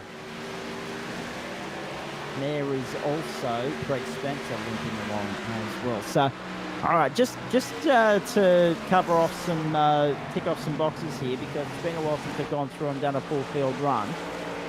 And again, you know, it's a little bit hard sometimes, folks, to push through that mid-race laps in action, that processional phase. But we've got through that, I think, now. I think we're in good stead for the rest of the night here. JP and I have got a second win. We're good to go to the end. 123 of 200. So Nathan Legg's out there on lap 95. He's 28 laps down on the field.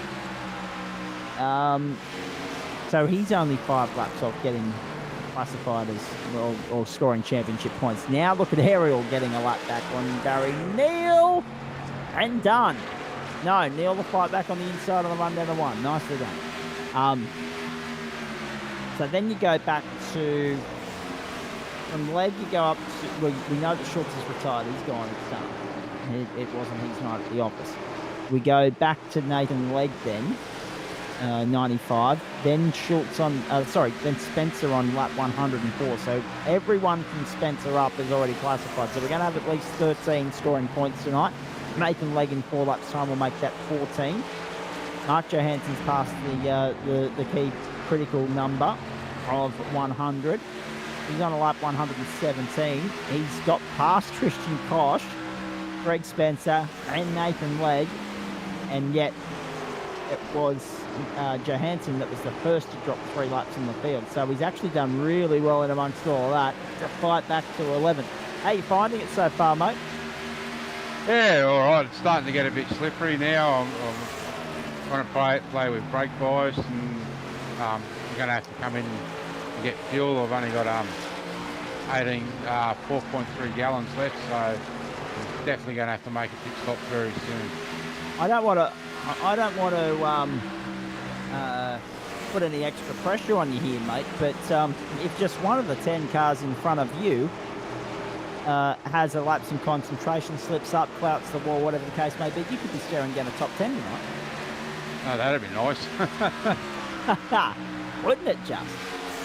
Mate, my time to shine's in 2 weeks' time when we go back to the super speedways.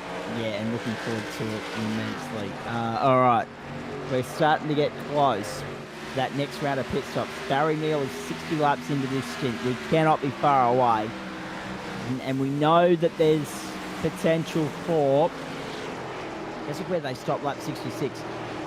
If he can get the 66 again, he's going to have to get 68 out of the last stint to get home. But it's doable.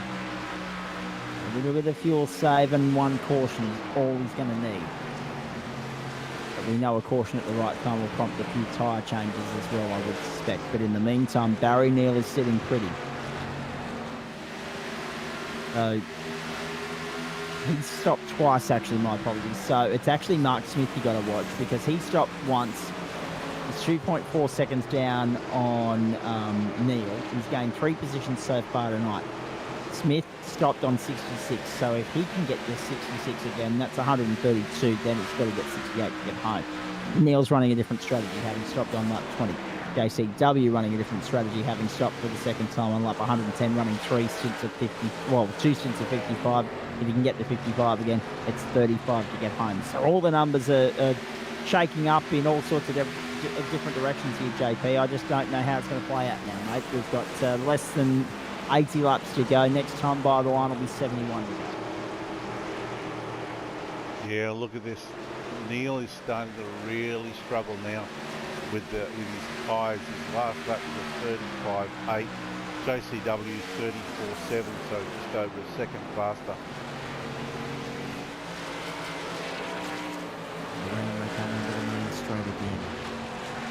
Barry Neal doing a nice job here.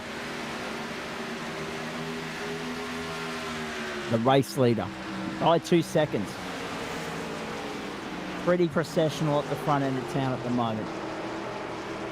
Everyone keeping themselves, not duking it out for position right now. Probably an opportune moment for us to crank up the volume. I say that, but I hesitate because we know pit stops are just around the corner. So we will crank up the volume again for you very shortly, folks, and we will go for some more hot laps at top volume so that you can listen to the noise, the rumble of the Cup cars do the work here. But we are waiting for pit stops, and we are waiting with bated breath. I'm going to call Neil in the next three laps, 2 or 3 laps. Yeah, it has to be surely. Lap 131. Yeah, so if it's 32 or 33, if it's 33, 67 laps to that stint, and then you can get 67 to get home. So let's bear all of that in mind. There's so much to play out here.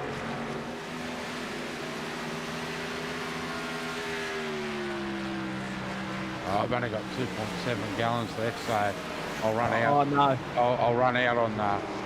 I'll run the tank out, and then yeah, I'll have me little miss up. I'll forget to adjust my brake bias.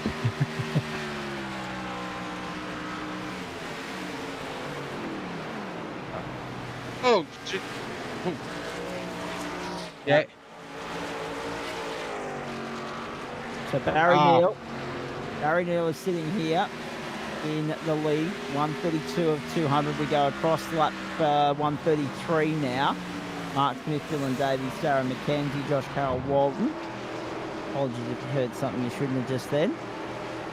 And we are at the 2/3 race distance mark now. So watch this. Does Barry Neal start to move his way to the inside? He does. This is the critical number for Barry Neal. This will be Barry Neal coming to pit lane. Pit. For perhaps the final time to get tyres, to get fuel, to get home. Dylan Davies looks like he's followed him in as well. Yes, he has. Darren McKenzie pushes on for a 68th lap of the stint, as does Mark Smith. So Barry Neal, his 3rd stop. McKenzie stopped twice already. Smith and Davies once only. So everyone's running different numbers out there, but they've all been able to hit 68 this time around in this stint. 67 in the case of Neal and Davies, who are in the lane now. Mcclintock goes in as well. Then Nathan Legg down there in 14th is also back in pit lane, having got now past that 50% race distance marker. So everyone out there on the track right now scores championship points tonight, and I think everyone will be happy about that. Lap 134 of 200. Josh Carroll Walton sitting there in 3rd position, sliding onto the lane straight. Geez, that was a big moment. But again, he's running a completely different number here as he takes the lead away from Mark Smith and Darren McKenzie. He's the kind of bloke that's hoping for a caution somewhere in that last 50 laps so that he can get in, get fresh tyres and fuel, get back out there and push to the end. He is going to be on fresher rubber than those around him, but green flag pit stops will cruel him. Al Walton, Brady, Neal, Smith, Ben Davies. Mark Johansson now in pit lane as well. So this is this has put Neil. Oh, This has put Neil in the box seat here. He's 18 and a half seconds behind JCW. He's catching up to it. Here we go. Caution. caution now. Is that Paul Jackson out of fuel, by the way, or what was going on there? Because he's come unstuck. It's Paul Jackson that's triggered the caution. Yeah, have a look at this. This is not going to end well. As he comes round onto the main straight. Oh, no, he's pulled up and he's missed. Yeah, he's clattered the wall. Paul Jackson's clattered the wall on entry to pit lane. And that's what's triggered the caution. Even though he was able to reverse out of there and get out of that. We are now under caution. With... Now, JCW can make it home from here. Well, this is very true. If he comes in and pits, he'll now be on effectively the same strategy as Neil. Third caution of the night. Whoa, jeez. He hasn't been able to come in. This is all very interesting right here and now. The 129 of Paul Grady making his way in, and then JCW decides at the last minute as well to jump in. That was a very late call. And Neil's coming in one for at tyres. that. Barry Neil in too. Oh, geez, this has all got very interesting all of a sudden.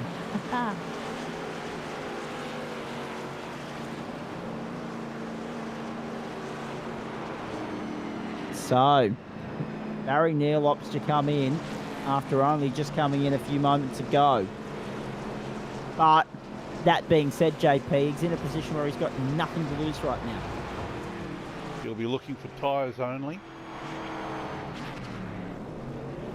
No, that looks like he just took a splash of fuel. Just to maybe top him up and help him home. Interesting tactic. I like it. I really like it, because now he's only got to get 63 laps out of a full tank. He can go that. He can push that little bit extra hard if he needs to. No fuel save. Exactly. There'll be no fuel save from Barry Neil from this point forward if that's the case. Well, things got interesting all of a sudden here on what's been a night that's lacked a little bit of action in parts. But right now, we wait and see what's going to happen here. Now, all of this triggered by the third caution of the night, because Paul Jackson smacked the tyre bundle on the entry to pit lane. And only because of that. There was no other reason for the caution to be thrown. Yeah, this is going to be really interesting here. Smith and Mackenzie have decided to stay out. They pitted on lap 134. Neil Drady, JCW, all in at 137. Although Neil's tyres, I think he came in at 133 for tyres and fuel. Yeah, so looking at those numbers, the guys that came in 137, 138, they've got 63, 62 laps to play with, and potentially a green-white checker if we happen to have someone come unstuck in the closing laps pushing too hard. Mark Smith and Darren McKenzie, 66 laps each. They've got to get to the end with. Forget about Ariel, because he's got to pit again at some point, having only stopped lap 107. It surprises me that he did not come in now.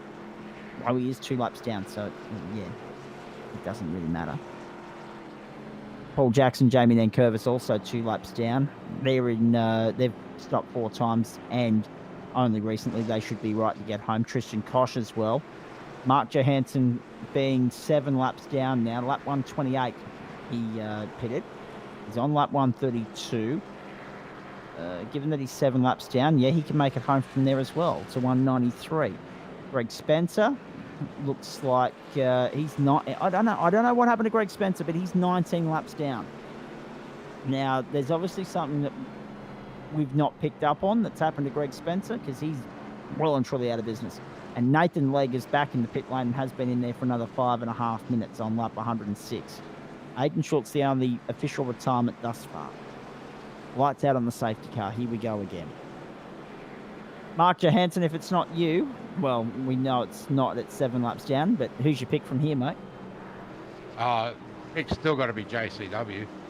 Yeah, that's yeah, that's a good call. Let's see what unfolds, what eventuates from this restart.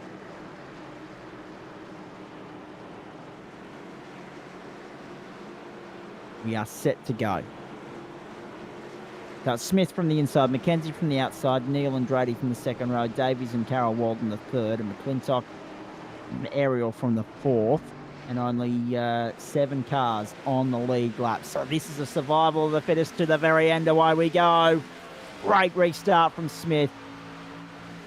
Awesome from Mackenzie. Neil down the inside. Not able to go with them. On the high line goes Mackenzie. Mackenzie fancies a chance of maybe leading this one. Mackenzie's going to lead her down the back straight. Neil's going to go with him. Now remember, Neil's slightly better on fuel. They're all going to be on worn rubber at the end of this, but Neil is slightly better on fuel. So he doesn't have to preserve as much as the others may have to. Now that's something Especially bearing in mind a green-white checker, JP, if we get there.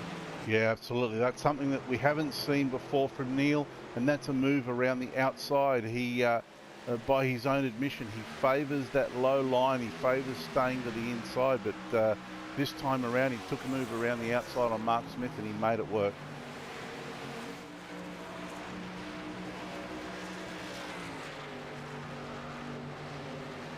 Down onto the back straight one more time. Onto the main straight, I should say. As we watch Barry Neal here apply the pressure to Mackenzie. Now, I'm just curious as to where JCW is going to factor into all of this now that he's on the same numbers as everybody else. He was running to a completely different tune for the rest of the night. Now, he needs to go for it. He's only about a second and a half away, give or take. And he musters something up and deliver the goods tonight. Mackenzie under pressure here from Neil, who gives him the hurry up down the main straight and fancies a chance at one. Neil to the inside and to the lead. Mackenzie forcing the issue round the outside, and if they keep duking it out, it's only going to invite Davey Smith and Carol Walden back into this as well. Oh, this is awesome stuff. Lap 144 at 200. Neil down the inside. Mackenzie holds the station for the moment. He holds station, he holds position, he holds sway. May head back down the main straight one more time. A lot can happen in 30 seconds, it would seem.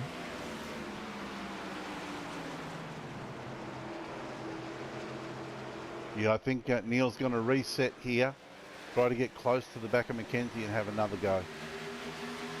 And this is the thing as well. Do you want to be in the dirty air of the toe, or do you want to be out in front with no assistance, no slipstream, no draft? They're the questions you've got to ask yourself right here and now. JCW latching on to the back of the pack now. Drady's his next target. He's 6th.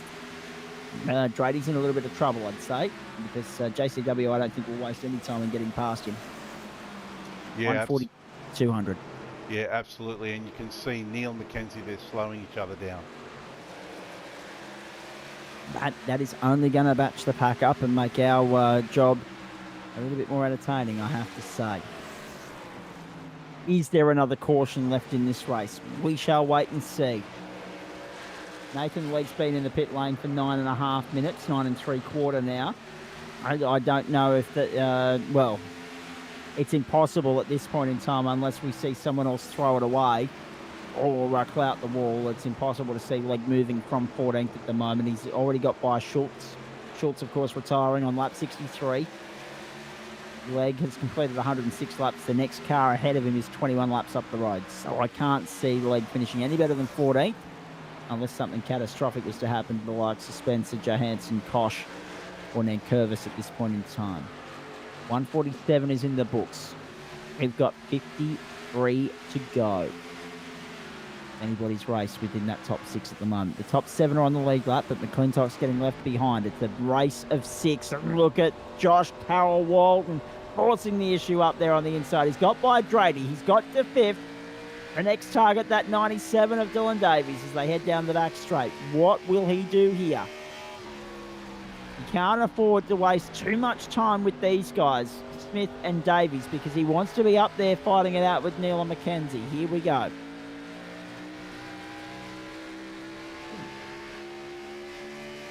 Let's ride on board with JCW and crank up the volume here for a couple of laps, ladies and gentlemen. As we get towards the business end of this race, we're about to pass the 75% mark and start the final quarter.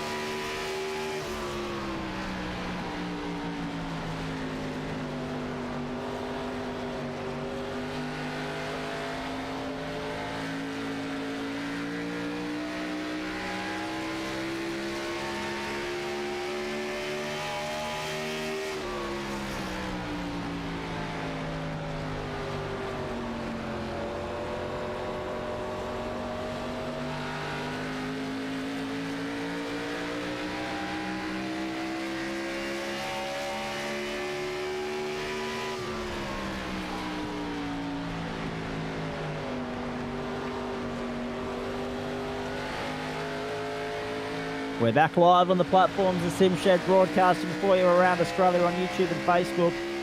This is Weekend Warriors Cup car racing. This is World Wide Technology Raceway.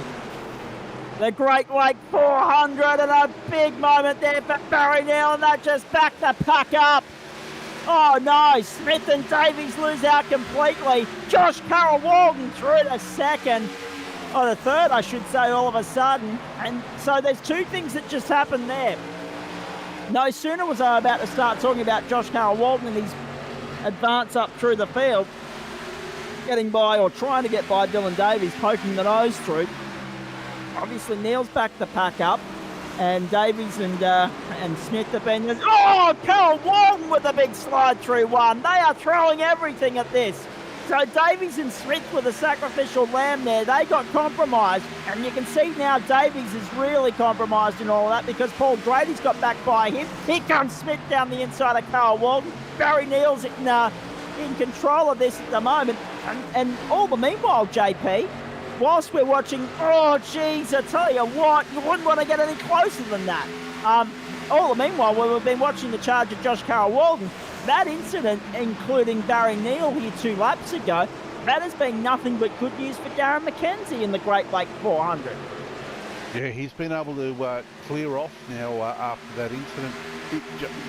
Neil just does not look as comfortable as he did in the middle sector of this race. What we're seeing right here and now. And all of a sudden, the attention is on the battle for second, not the battle for first. Darren McKenzie is checked out, and the championship leader just send a message to the rest of the field and say, look, I can win these races as well. Rather than just racking up the average finishes and grabbing the championship points, collecting them along the way and building the lead as we go just by being consistent. And he actually get on the top step of the podium to do it as well. Big hit! Big hit! Wow. And Mark Smith just got poleaxed on the way through there from Dylan Davies. These guys Paul are playing for Trady's keeps. still latching on. Paul Trady's still latching onto this battle somehow. This is huge. Yeah. Settle for fourth? Yeah, I don't think so. Oh, no, not at all. Battle for second. 1, 2, 3, 4, 5. Mackenzie just needs to keep his nose clean. These guys aren't going to catch him. And this is the thing. This is what I wanted to talk about. Oh, no, there goes Carol Walton, too wide. Smith down the inside. He snuck his nose down the inside. He shoved it. He forced the issue. He's going to go to second, or third, I should say, on the run down to turn 1. Carol Walton wants to force the issue on the high line. No, Smith down the inside. And contact. Contact. That's going to be good news for Carol Walton there, because he's going to be able to hold on and Smith has to tuck back in. But it's even better news for Barry Neal, because he's got similar breathing space to Mackenzie now. This race is just, it's unleashed. These guys have just cut loose. And this race has just turned 180 on us, JP. It was processional, it was slow, it was a little bit mundane, and now you cannot take your eyes off the screen here. And the longer these guys spend duking it out for the minor positions, the better it's going to work out for Darren Mackenzie, as Carol Walton makes a big lunge there to try and close the gap back to Barry Neal. Yeah, absolutely. Mackenzie will be absolutely loving this. But the thing is Darrell Walden's sliding the car around. The more he slides the car, the more heat he's going to get into those tyres. The more heat he gets into those, he's just going to lose traction and start falling into the clutches of Smith. This is huge. Right here and now. This is where the race is won. Round they go. Onto the back straight. And they are slipping and sliding all over the place. The question is, with 40 to go next time by the line, which one of these guys slides too far, clouts the wall and triggers a caution? Because that's the next step. And it's the obvious next step, because the elbows have been out since that last restart. Madness.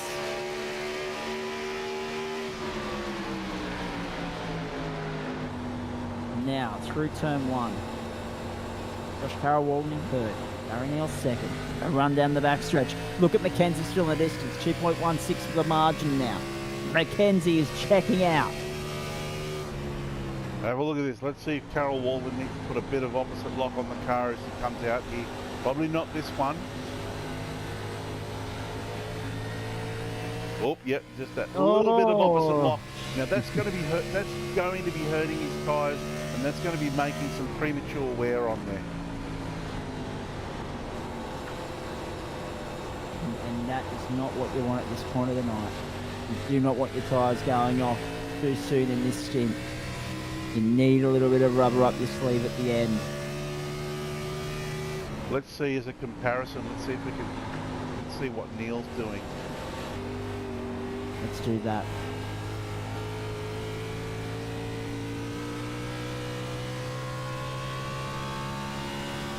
Down the main straight, Barry Neal second. Darren Mackenzie the leader. You can see Mackenzie in the distance out through the windscreen there. Josh Carroll Walden, Mark Smith, Dylan Davies, Paul Grady all keeping close company, all within half a second of one another at the moment. So a second and a half separates second and sixth. 5 cars. 2.1 is the margin between first and second now. Barry Neal, he needs to be the instigator here. If anyone's going to close the gap, it's not going to be the guys behind him duking it out. They need to settle into a rhythm, follow the leader, work together if they're going to close and catch Darren Mackenzie, because at the moment I can't see that happening. 37 to go. The biggest difference that I can make between Neil and Walden here is Neil doesn't seem to be soaring on the wheel as much.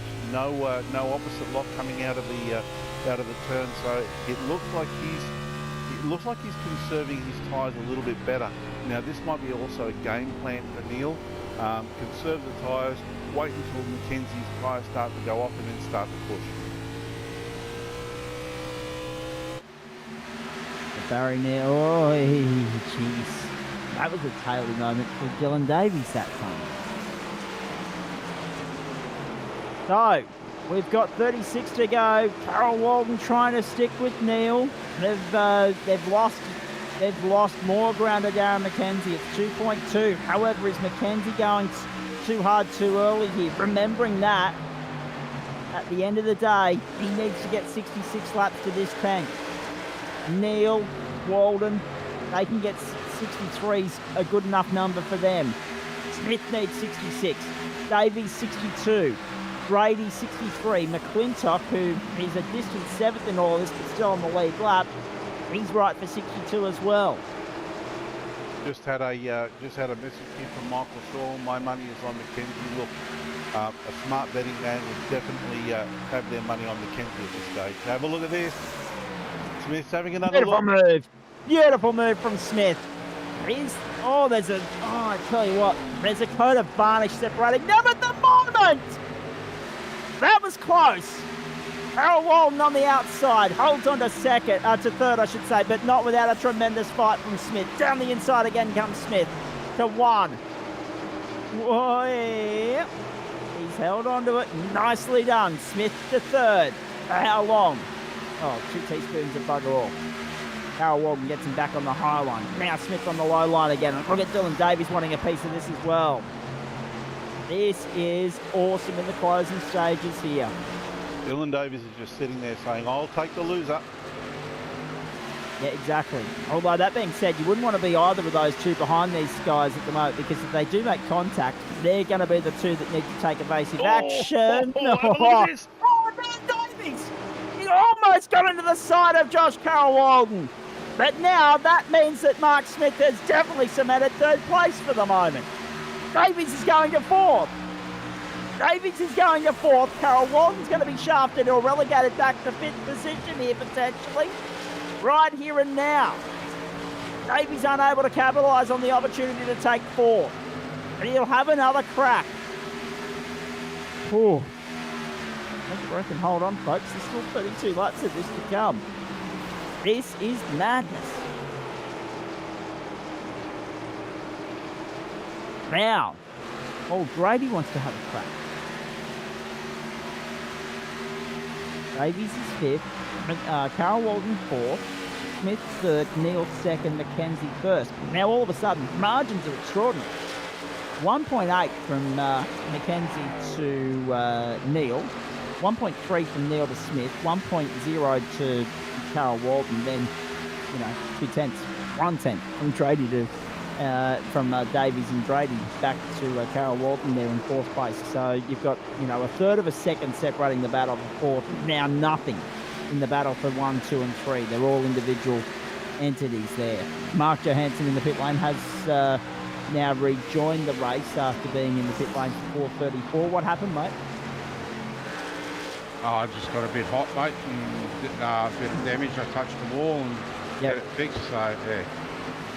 It happens to the best of them.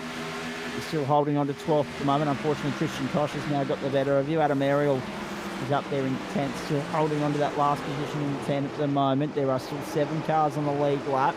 Mcclintock is only a third of a lap behind these guys at the moment. So the chances of him actually losing a lap are slim at this point, because, he's not losing enough time to these guys across the course of a green flag run. Now, interesting turn of events here, Zach. Neil, for the last 4 or 5 laps, has continually taken time out of McKenzie. Now, it's not been a lot of time, but he is just chipping away at that lead. Indeed he is. 1.7. So is this still Josh Carroll Walden's to win, or is this now a McKenzie Neil fight? That's the question we've got to ask ourselves, and that's the one that's going to be answered across the next 28 laps or 14 minutes or thereabouts. By the sounds of it, it's Darren's to throw away. Well, that's exactly right. 100%. Neil's taken another 10th out of Darren. I can't believe every week we turn up here, we think we know how it might play out. Then you get to a point like the 3/4 distance, and you rip the form guide up into 1,000 bits and put it through the shredder. and throw it out the window like a pile of confetti. It is just extraordinary how the script keeps changing and evolving. Darren McKenzie is the leader. And he's right to the end as far as fuel is concerned. It is just a matter of making sure he doesn't burn up too much fuel along the way here, making sure he doesn't use up the tyres too early as well. Because if Barry Neal can so much as latch onto the back of him here, there is going to be a tremendous opportunity for a fight between two of the heavyweights of this series to take us to the checkered flag. We've got 26 to go. We're almost into that final 8 of this stanza, this race here tonight, ladies and gentlemen. We're almost at 90% race distance completed, and the best is yet to come, as per usual on a Saturday night. Guaranteed. Top 5 again is praying for a safety car. Top 6 actually. I'll be praying for a caution period. Just to save a little bit of fuel and also preserve the tyres. I'd say if a caution flag comes out now, they'll all dive into the pits and take those tyres. Some predictions from JP there. We saw it a couple of rounds ago with JCW diving into the pits. I think it was on a green and white checker, taking tyres, and that was all he needed to take out the race.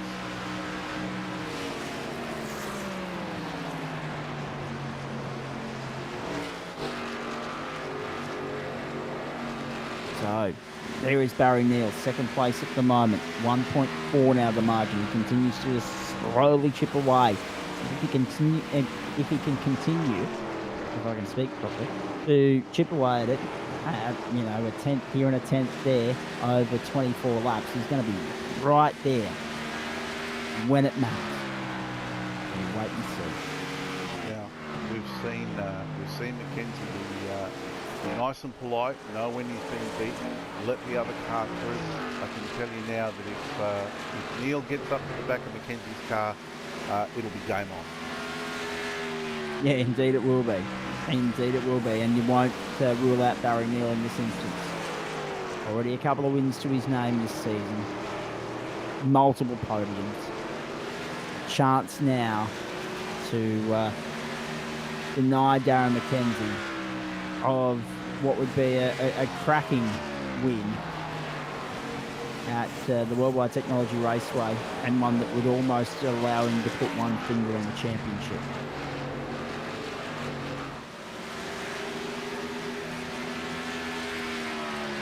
Down the main straight.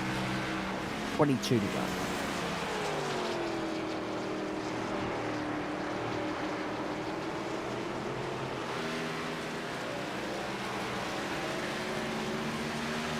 Here's McKenzie.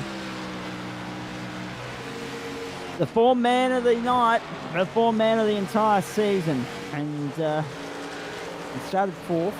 He's moved up to 1st. Again, qualifying not important to his campaign.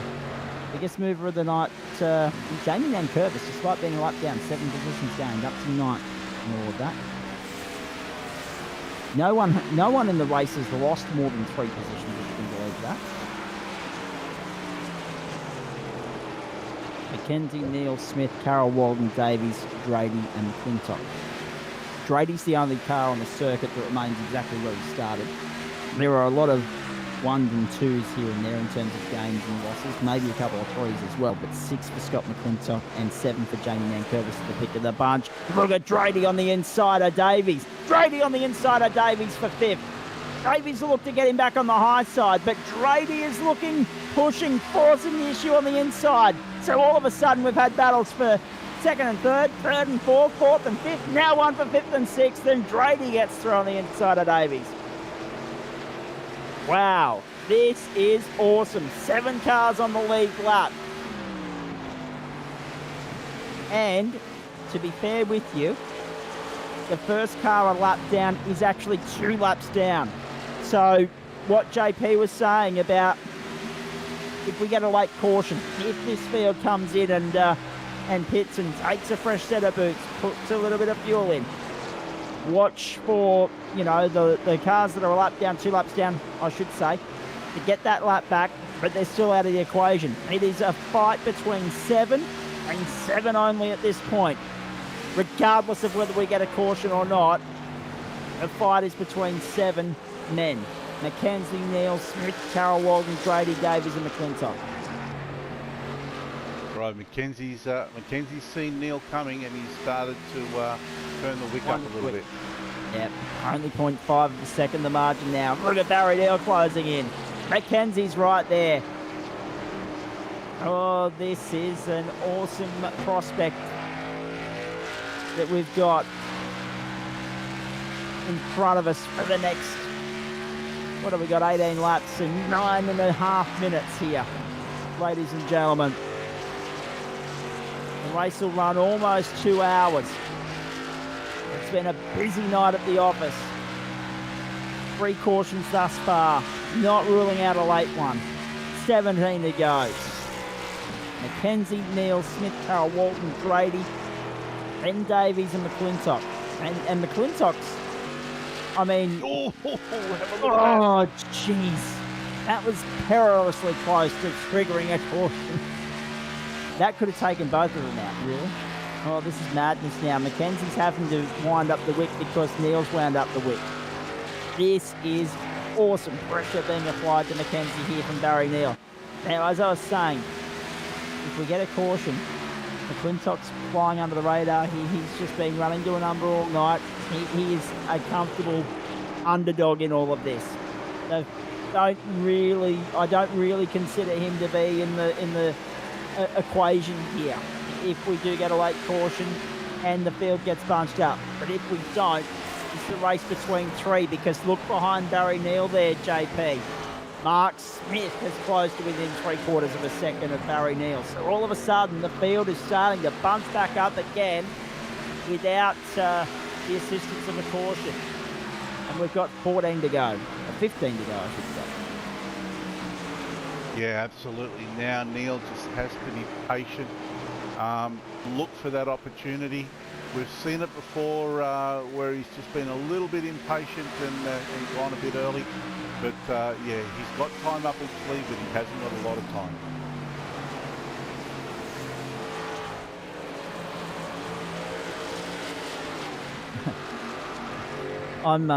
I always scroll through social media whilst we're broadcasting here, because I've got social media open with the track details and also our live feed if any comments come in on the platforms of Simshed Broadcasting. I just so happened to come up across a comment from a friend of mine who said, what would you rather have? Be an Eels supporter or have COVID? And that's as harsh as it comes, ladies and gentlemen, because Manly have demoralised Parramatta 56-10 in Saturday night NRL. That's the full-time score there for those of you tuning in. Parramatta demoralised by 46 points. Now it's a race of 3. Now it's a race of 3. Mark Smith has used a lot of common sense here to save the tyres, to then pull out the big guns in the final 15 minutes or 15 laps. Now he's closed up to be within half a second of Barry Neil. Barry Neil's within 1/10 of a second now of Darren Mackenzie. 2 car lengths in it. The margin first to second, and second to third. 2 car lengths, give or take either side. We have 12 laps to go. This is going to be a very interesting conclusion one way or another. And not that JP will want to say he told us so, but Josh Carroll-Walton is closing into within 1.2 of these guys as well. So even though they spread out, it's like glue. They've found their way back to each other. It's Mackenzie from Neil and Smith. 10 to go next time by the line. 11 to go this time by the line. Sliding through with Barry Neil. Throwing everything at it.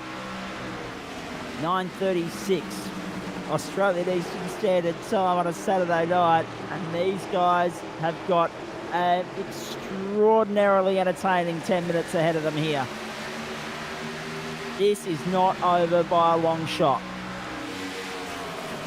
Aaron Mackenzie at lap 160, if rain had hit the circuit, again, thank you iRacing, If rain had hit the circuit, he would have been gone.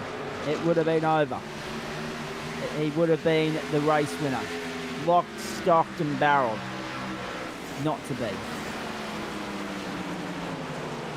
Now JCW's He's turning up been the reeled in, JP. Yep. JCW Look at is there. currently the fastest on track. And look at him. He's there. He's right there within half a second of Smith now. That didn't take long. I thought that'd take a little bit longer for him to claw back, but it hasn't at all. It's taken him maybe 2 or 3 laps. 35.07 played, 35.41 for Smith, 35.43 for Neil, 35.41 for Mackenzie. Carol Walden had nearly 4 tenths on the field. Here goes Barry Neal now, down the inside. Neil trying to get to the lead. Mackenzie, very high. Oh, no! Trouble! Round goes Smith! Yellow flag! Round goes Smith! Major caution at the end! Unbelievable! Well, to be fair, they'd kept it so clean for so long. We were expecting some sort of contact eventually. We got Barry Neal pushing Mackenzie high. We got Carol Walden getting... Oh, geez. Mark Smith drops back to 15 and all that. Yes, he's okay. Yes, he can flash back on. But now the question is, who takes tyres and who gambles with the rough set, the worn and torn set? We wait and see. Mackenzie comes round as the race leader. Now he's heading straight for pit road, JP. This race is well and truly alive. Tell you what, give me a beard, hand me a robe and call me Nostradamus. Yeah, you had that one picked, didn't you? Unbelievable. Right, 1, 2. Surely Carol Walden goes as well. He'll play the dummy. He'll play the dummy. Absolutely. Around the outside, Drady as well plays the dummy. Carol Walden, Carol Walden, Carol Walden. No. Wow. Big gamble. Big gamble, right? I would have put money. I would have laid odds on that Carol Walden would have gone in for a fresh set of tyres. You and me both.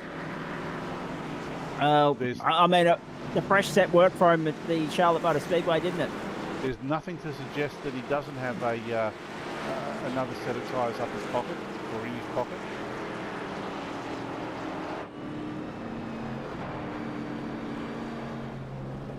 Don't forget, massive weekend of Real World Motorsport as well, ladies and gentlemen. After we wrap up, go and watch MotoGP qualifying if you've got Foxtel or KO. Oh, Barry Neal's lit them up. He's lit them up trying to get out of the box. And Mackenzie's going to hold on to track position here. Unbelievable.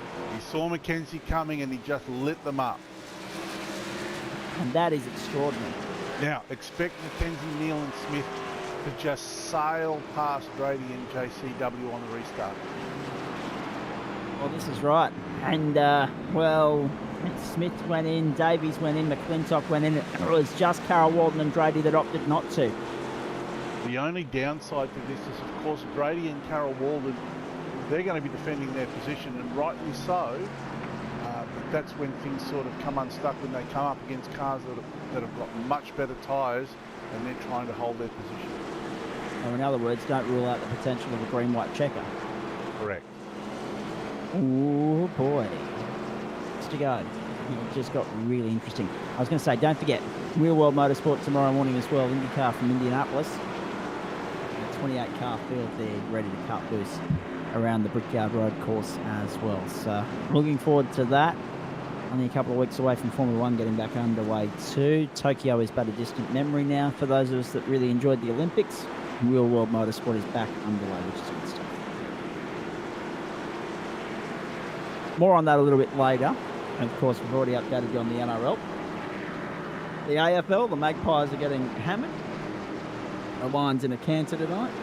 And it's not full time, but Collingwood aren't going to claw back a 77-point deficit in the closing quarter, let me tell you. The other results as they come to hand here, folks. Mark Johansson's still out there. Yeah. Trying to get to the end now, mate. Yeah, mate. Yeah, I can tell you also that rear end of Mark Smith's car is one defence car. All right, so that that wasn't necessarily what Smith would have wanted. He got involved in that in a big way to trigger the caution, and the rear end is going to suffer off the restart here by the suggestions or the recommendations of the comments made by Mark Johansson there. Going off what he said, you would think that Smith, I should say, is a sitting duck in all of this. We get ready for a restart here, this time by the line.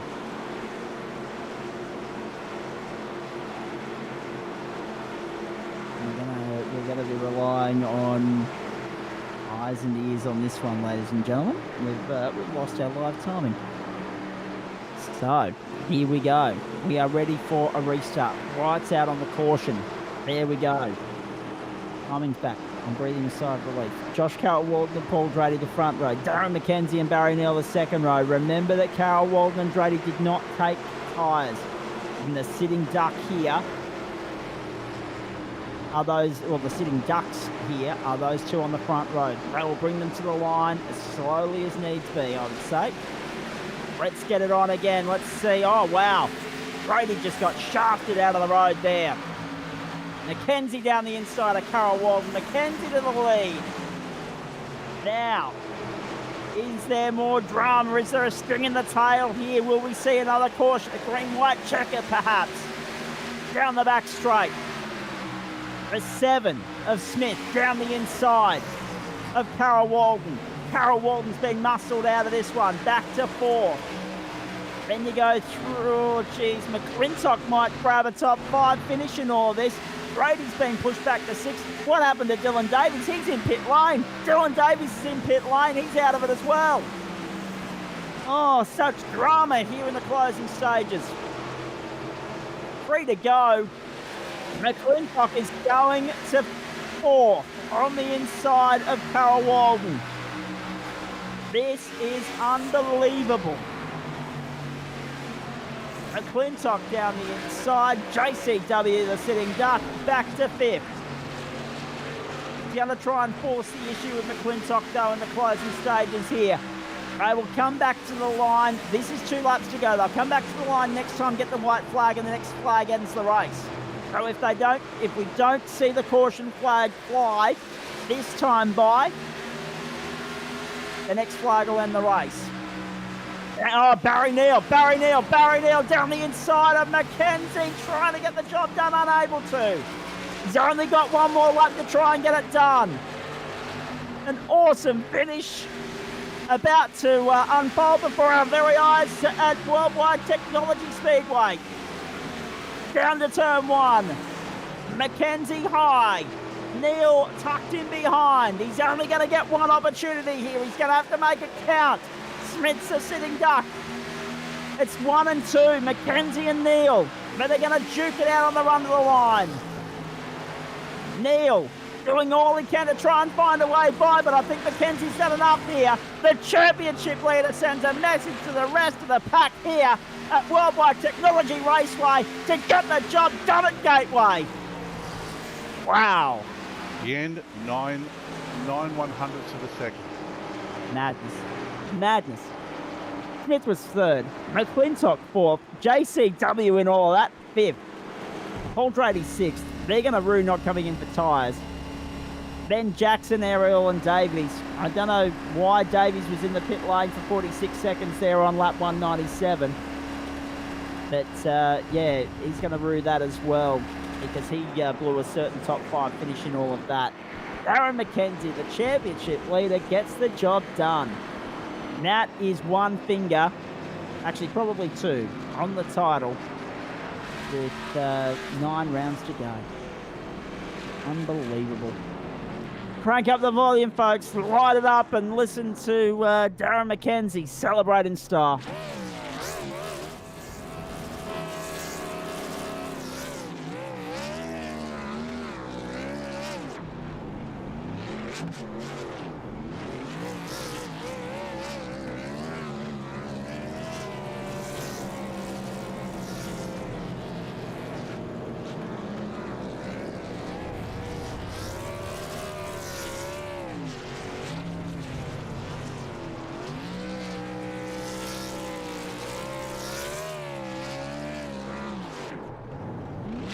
that is a celebration worthy of a champion. No doubt about that. Awesome stuff. I mean, JP, to be fair, we thought it would be JCW's night. The championship leader, as he's done all throughout the season, flies under the radar, but this time round, instead of just extending his points lead, he takes the checkered flag as well. Yeah, absolutely, and like you said, he just stamped his authority on this race. Really well done. Indeed it was. We'll have the boys join us in just a moment for a post-race chat here. Let's have a look at the results in the meantime from what was an awesome night out at World Wide Technology Raceway. Darren McKenzie gets the job done. The FORD's on top. Madness. Then Barry Neal, 0.087 of a second, the margin in the end. Mark Smith, Scott Mcclintock, Josh Carroll Walden. The Chevys 3, 4 and 5. Then Paul Drady. Then a flotilla of Toyotas with Paul Jackson, Adam Ariel and Dylan Davies. Again, Jackson was 1 lap down in the end. Ariel and Davies 2. Nankervis in the Chevy rounded out the top 10, 2 laps down as well. And over the page, 11th was Christian Koch in the Ford. The Chevys of Mark Johansson and Greg Spencer were 12th and 13th. Nathan Lake 14th in the Ford. Then Aidan Schultz, the first of the retirements. Hoppet and Skurlock, the non-starters in all of that. Awesome stuff. We've got 2 of the top 3 in here for a post-race chat. First up, hopefully Mark Smith will join us in due course as well, but if not, then I mean we won't say no to an early Mark. That race did not go to script in so many respects, but it did in others. And Darren McKenzie, as the championship leader, you've just sent a message to the rest of the paddock, and I've called it as though tonight is one finger on the title, mate. Well done. A race win, a rare win this season, but it maintains your consistency. Thanks, Rob. Sorry, it's coming down everywhere. Like, my son passed away last month. He was battling leukemia.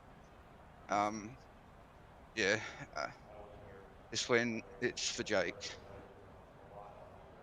Absolutely, mate. We send our condolences to you and your family and relatives and friends as well. That's gut-wrenching to hear that. I mean, that being said, it's the second time this season, and Mark Johansson will attest to this, where we've had a rather symbolic, fitting occasion where a race has been won under extraordinary circumstances. That one tonight, that's going to be special for so many reasons for you, mate, and we'll get to more chit-chat with you in just a moment. But for other reasons, Mark Johansson's, because of his connection with Anzac Day and the Forces, his win in the Anzac Cup lives on in our memories as well. Mark, I mean, racing, the racing family is a family, and we come together in difficult times like what Darren's going through at the moment. There's no doubt about that. But as someone that also had tears in his eyes at the end of another famous race win this season, there's a lot that you two can relate to right now in terms of just the sheer feeling that you go through when you take that checkered flag. Oh, definitely, mate. All I can say is condolences, Darren, and great race win, mate. It's about time you got one up, and really well done, mate. Darren, I'll come back to you, mate, and let you just take in the moment here. Barry Neal, you threw everything at that, mate, and we weren't sure what was going to unfold when that last caution waved. But for you, it could have been one of those moments where it was won and lost on the exit of pit lane. You lit it up as soon as you saw Darren leave his box, and unfortunately, you maybe lit it up too much. Oh no! I think he had me. He went in front, and I thought we both took 4 tires and no fuel or whatever. So I think he had me. I was trying my hardest, but no, it wasn't quite going to do it. And then I couldn't quite get past, and he was a very wide Mustang there from 20 to go. So it was hard work, and I think that last caution we I kind of got down the inside of him, and I went a bit late, and he went a bit late, and we went up the track, and then I think the cars behind sort of came into us a bit, so it was close. As I'll stay with you. Given how well it worked for you guys 2 weeks ago, were you surprised that JCW opted not to take on some tyres and fuel there in that last stop when everyone came in under the caution, except for he and also Paul Drady? No, I just assumed he must have run out of tyres. So that would have been, those were the last set of tyres that we put on. And it was kind of one of those races where under green caution, green no cautions, you would have had to have used 3 sets of tyres and kind of done 50, 55 laps. And I think what he got out of JCW got out of kilter when that caution came out on lap 20, and he didn't pit, and Darren and I did, and a number of others, which then allowed us from that point to be able to do the rest of the race under green under 2 stops rather than 3. So he kind of got out of kilter there, and so that meant he ran out of tyres. And that's the interesting thing too. And Darren will attest to this when we bring him back in.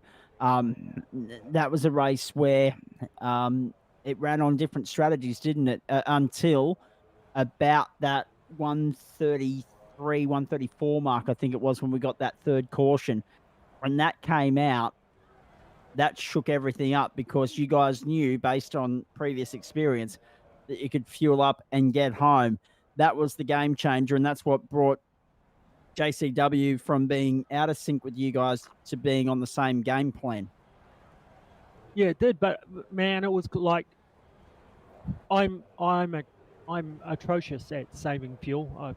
I've got too much of a lead foot, and so I don't know, that first stint after 130, those last few laps, I don't know if you noticed, but Mark was catching me heaps, and I was trying to save to do an extra lap to try and get there so that I could actually make it to the end. I ran out of fuel going down pit lane, so I had to kind of coast into my pit stop, and those other guys, Darren and Mark, and that they were able to do another lap easily. So my lead foot doesn't help me on these occasions.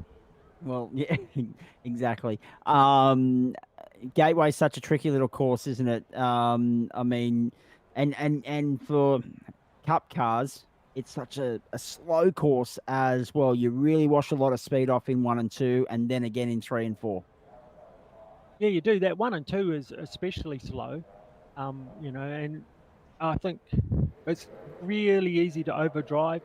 You kind of try and get up on the wheel, and you overdrive it, and you're sliding here and there. And it's one of those tracks that I feel that if you kind of just slow it down, let it come to you, and make it nice and smooth, it tends to reward you over a full stint.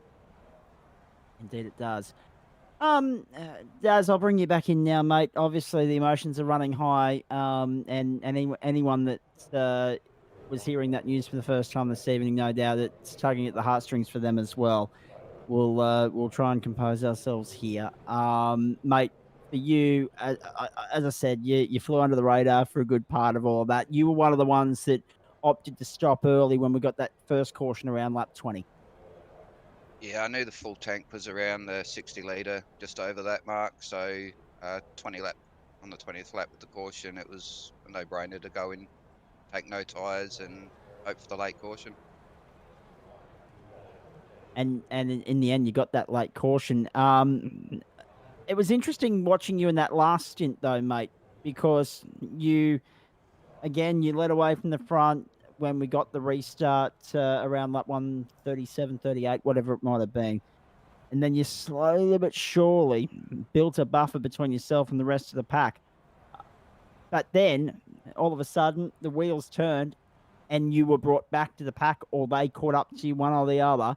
it was interesting just watching how that ebbed and flowed. What was the tactical game plan in your mind going into that last stint, knowing that you were going to be under pressure from the likes of Barry and JCW at some point in that final stint? Yeah, I knew the front two were on older tyres, so yeah, as soon as JCW left room down low, I knew I had to take the lead. I think I was running about 2 litres short on fuel to make it to the finish, so there was a little bit of fuel saving. I was good to the end without the caution. But yeah, when the caution come out, I was trying to slow the pack down and make my car as wide as possible. There was no other way I was going to hold the lead. Well, in the end, you somehow you did, mate. What was going through your mind when that caution flag flew for the contact? I think it was Smith and Carol Walden there in the closing laps. I mean, the elbows were out. Things were getting tense and tight. It was a 4-way fight all of a sudden for the race win. Something had to give. Yeah, worked in my favour for once. Mate, considering that you've led much of the way from the time that I've been involved, and Simshed Broadcasting, more to the point, has been involved in the coverage of the Weekend Warriors Cup Car Series, it must be nice to get another W under your belt. Yeah, first one in this league, so yeah, I'm stoked with it. So he's had the one next to his name for much of the season, folks, as the points leader. But again, this has, for supercar fans, this has relevance to Rick Kelly 2006 all over again, and Russell Ingall 2005. Bugger all W's, but still a pretty comfortable and commanding championship lead. I mean, the key to your success so far this season has been just that consistency. You rock up, you qualify well, you race hard, you don't always come away with the W, as you say. This is the first one, but it's the fact that you're always here and you're always racking up a relatively promising finish, mate. That is why you find yourself in the position you do. You're over 100 points ahead of the pack, I think it is, going into this round, were you not? Or somewhere towards that 100 marker? Should be up around 120 after this round, I think. And we'll get that confirmed in just a few moments, I am sure. Barry, I think this is 3 weeks in a row we've spoken to you, and three appearances at the pointy end of town. Again, had it been a situation where you were in Darren's shoes and you were on the grid every week, it could be you and him duking it out for the championship, not just race wins here. Yeah. I can't make every Saturday, so it's never going to be an option for me. So I just enjoy coming out and trying to do as well as I can and help Paul and I. We try to make sure that at least one of us turns up each week, so that the team's championship continues to go forward for us. So we're quite happy with that. Given the personal news that you shared with us, Darren, a few moments ago, I take it it's going to be a fairly subdued week for you. How do you bounce back from everything how do you put everything that's going on personally to one side and in your private world to one side to then focus the way you did and bring it home for 200 laps tonight? Mainly a distraction. NASCAR going 300 k's an hour, you haven't got time to think about anything else. So there's a couple of times during the race I sort of a couple of eyes welled up a couple of times, but yeah, it's a great distraction at the moment. Yeah, and much needed as well, I could only imagine. We've all been there. We've all lost loved ones along the way at some point. We all know that we have different ways of dealing with it, but I can very much relate to what Darren's saying. Anything that can distract you from what's going on, you deal with it in your own way, but you need the distraction to make the dealing a little bit not easier, but a little bit, more. I can't even finish that. It's just, yeah, I think everyone knows what I'm saying at the moment, but it's just one of those things where, yeah, it's such a sad situation, but it's another situation where we get together on a Saturday night and we have such a symbolic race winner with so much going on, and there's a tip of the cap as well at the end of all of that. Boys, let's have a look at the championship standings when they're ready, and then I'll get your thoughts on next week, and I'll let you deliver some thank yous out of the way here. There it is. 120. He was bang on. Darren McKenzie, 120 is the margin to Paul Jackson, 737 to 617. McKenzie to Jackson, the margin first to second. Dylan Davies with, I'm not sure what happened to him in the end, but he dropped right out of contention, 582. Josh Carroll Walden, 536, 2 points clear of Stephen Williams. Scott Mcclintock, 523. Barry Neal, 494, up inside the top 10. Dave Duran, 477. Adam Ariel on 465, and Ruben Phelps on 460 points. Next page. Let's scroll over. Mark Johansson still sits there on 427. Tristan Kosh, 401, Mark Smith, 371, Jamie Nankervis, 356, Hamish Gallagher, 327, Greg Spencer, 319, Nathan Legg, 286, Nigel Patton, 280, Kobe Jordan, 265, and Brad Allison, 241. Obviously, not all those guys on the grid tonight. We know that. It was a very small field, but they delivered in the end, no doubt about that. And, of course, Brad Allison, we're sending a thumbs up and a get well to him as well. Hopefully he'll be back on the grid in a few weeks. Yeah, wow. Just an extraordinary night yet again. The Weekend Warriors Cup Car Racing Series delivers the goods on the platforms of Simshed Broadcasting, and it just goes to show that motor racing is a special kind of beast. It always delivers the unexpected, and there's always a sentimental value attached to it at some point along the way as well. Barry Neal, I'll start with you. Road course next week. I'm as someone that's more of a road course person than an oval in the real world. I can't wait for next week. Sonoma, this will be good. Yeah. I'm a road course fan in the real world, and I've loved motorsport forever.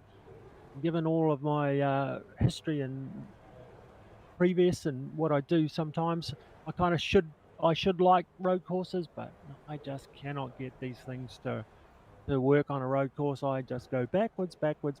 So I go round and round, and I can't stop it, and I can't turn it. So it's a drama. So you may not be talking to me next week. I struggle. And it's one of those things like my lead foot for using gas. I need to work on. This is also what I need to work on. I need to work on my road racing ability. Have a little bit of faith, mate. I'm sure you'll be okay once we get into it next week. Of course, there are cautions not as likely on road courses because, there's runoff area and all those other things. So it could be just a straight out fight next Saturday night, and hopefully a good field rock up for that round of the championship. I think it's round 27 we're up to next week. Darren, as the championship leader with a pretty comfortable buffer at the moment, what's your... I mean, obviously, there's a lot going on personally, so I'm not even thinking that the next round of the series is at the forefront of your mind at the moment. But when you get to the point where it does become the center of your attention, what's the plan of attack for Sonoma, mate? Yeah, I definitely like the road courses, so I'll be pushing for a top 3 there, hopefully. And of course, with 120 points up your sleeve, what's the plan of attack for the next? Because this is the first time I've had a chance to have a chat to you for a while. What's the plan of attack for the remaining rounds, mate? Because what you've done so far has worked for you. Is it more of the same, or would you, now that you've got a taste of the old W, would you like a few more of them just to seal the deal and put the icing on the cake? Yeah, I might push a little bit harder than normal next week. I do like the Sonoma, and I'm not too bad on the road courses in NASCAR, so hopefully I'll be up there pushing for the win again. If not, I'll keep it on track and take the finish. Are we, Mark? I'll bring you back in at this point in time. Are we on the Cup course, or are we on the historic? On the full course there next week? Are we on the historic or the full? No, we're on the historic, mate. So the short shoot, yeah, very nice. Yeah. All right, looking forward to that immensely. Sharp 70-second lap times around there next Saturday night, August the 21st, and that'll be from 7:20 p.m. Australian Eastern Standard Time. Yeah, it's it's a subdued feeling, obviously, because of what's going on in Darren's world at the moment. But it's such a significant win for him, being his first one, and given everything else that's going on, it's just I cannot add anything to that paints it any better or sadder or whatever you want to put it like than what we've already put it in tonight, ladies and gentlemen. It's a fitting win, and it's a deserving one as well. He got the job done from Barry Neal and Mark Smith. Mark Smith hasn't joined us for the post-race show, so it's just the top two here. And I'm going to let everyone have an early mark tonight because JP and I are spent from a big week of sim racing broadcasting, and these guys are spent from a big night behind the wheel as well. Darren, mate, the floor is yours. There's some dedications and no doubt some thank yous that go with this as well, mate. Yeah, just like to thank team at Team Hyperdrive, SimShed Broadcasting, Weekend Warriors, and yeah, rest in peace, Jake. Very nicely said, mate. Barry, mate, you've got some thank yous, no doubt, as well. Oh no, I'll just say congratulations and condolences to Darren. That's all. Hitting touch, mate. Very nicely done.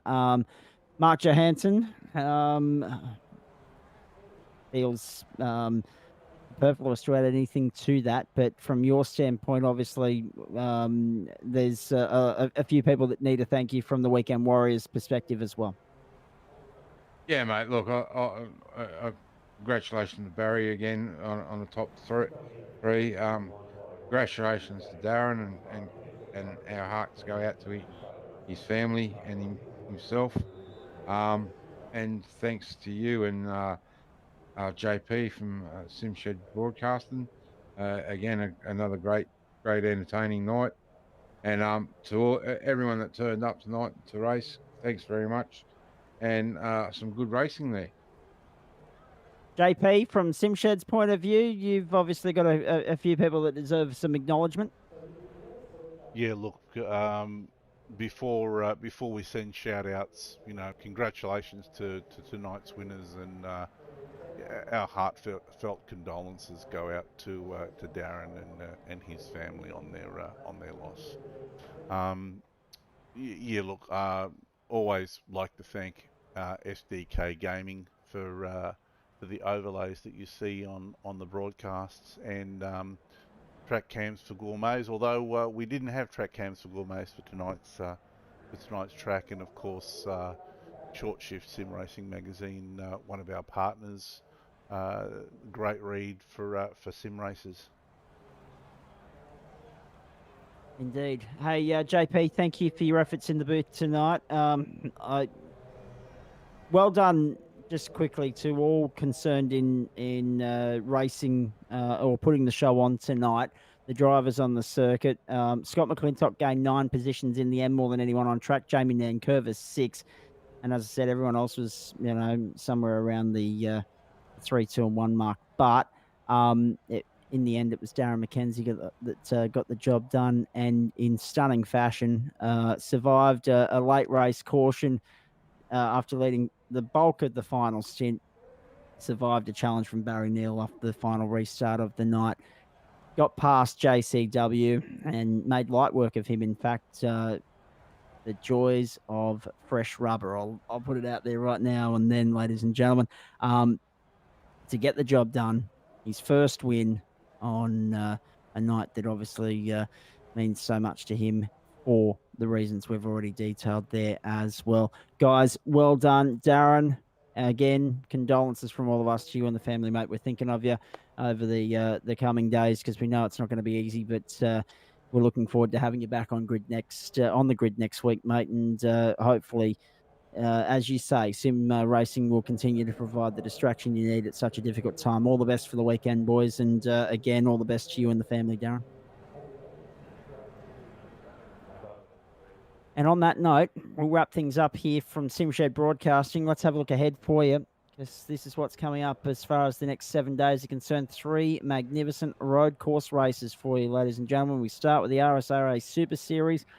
Tuesday night, 8:20 p.m. Australian Eastern Standard Time. On Wednesday night, it's the RSRA Super 2E Series from the same time. That is from the Imola circuit in Italy, and we are looking forward to that immensely. And then next Saturday night, as I've already detailed, off to the west coast of America, to California, to Sonoma for round 27 of the Weekend Warriors Cup Car Racing Series from 7:20 p.m. Australian Eastern Standard Time. So looking forward to all of that and more. Matt Davis will be with you Wednesday night with his new commentary companion. I'll be with you. Hopefully Chris Kisby will be back Tuesday night. JP and I'll be here next Saturday night, and Mark Johansson as well, on a night that, well, again, I said it at the top, quantity and quality, they're two different things. Tonight we didn't have the quantity, but we had the quality. And it ended up being a night where, you know, motorsport, iRacing, and everything that we do paled into insignificance because of what's happening in the personal world of our race winner, Darren McKenzie. He got his first win in a week that has really torn him to shreds. And you heard all the emotion come out there in one hit at the end of the race. But such a deserving winner. He's the championship leader for a reason. Tonight, he set out and proved why on a night that none of us will surely forget. You know, all the right reasons. When we say motor racing's a family, we come together in the toughest of times. On behalf of all the crew here, JP, Simshed Broadcasting, and the team, I'm Zach Cabin. Have a great night, everybody. Bye for now.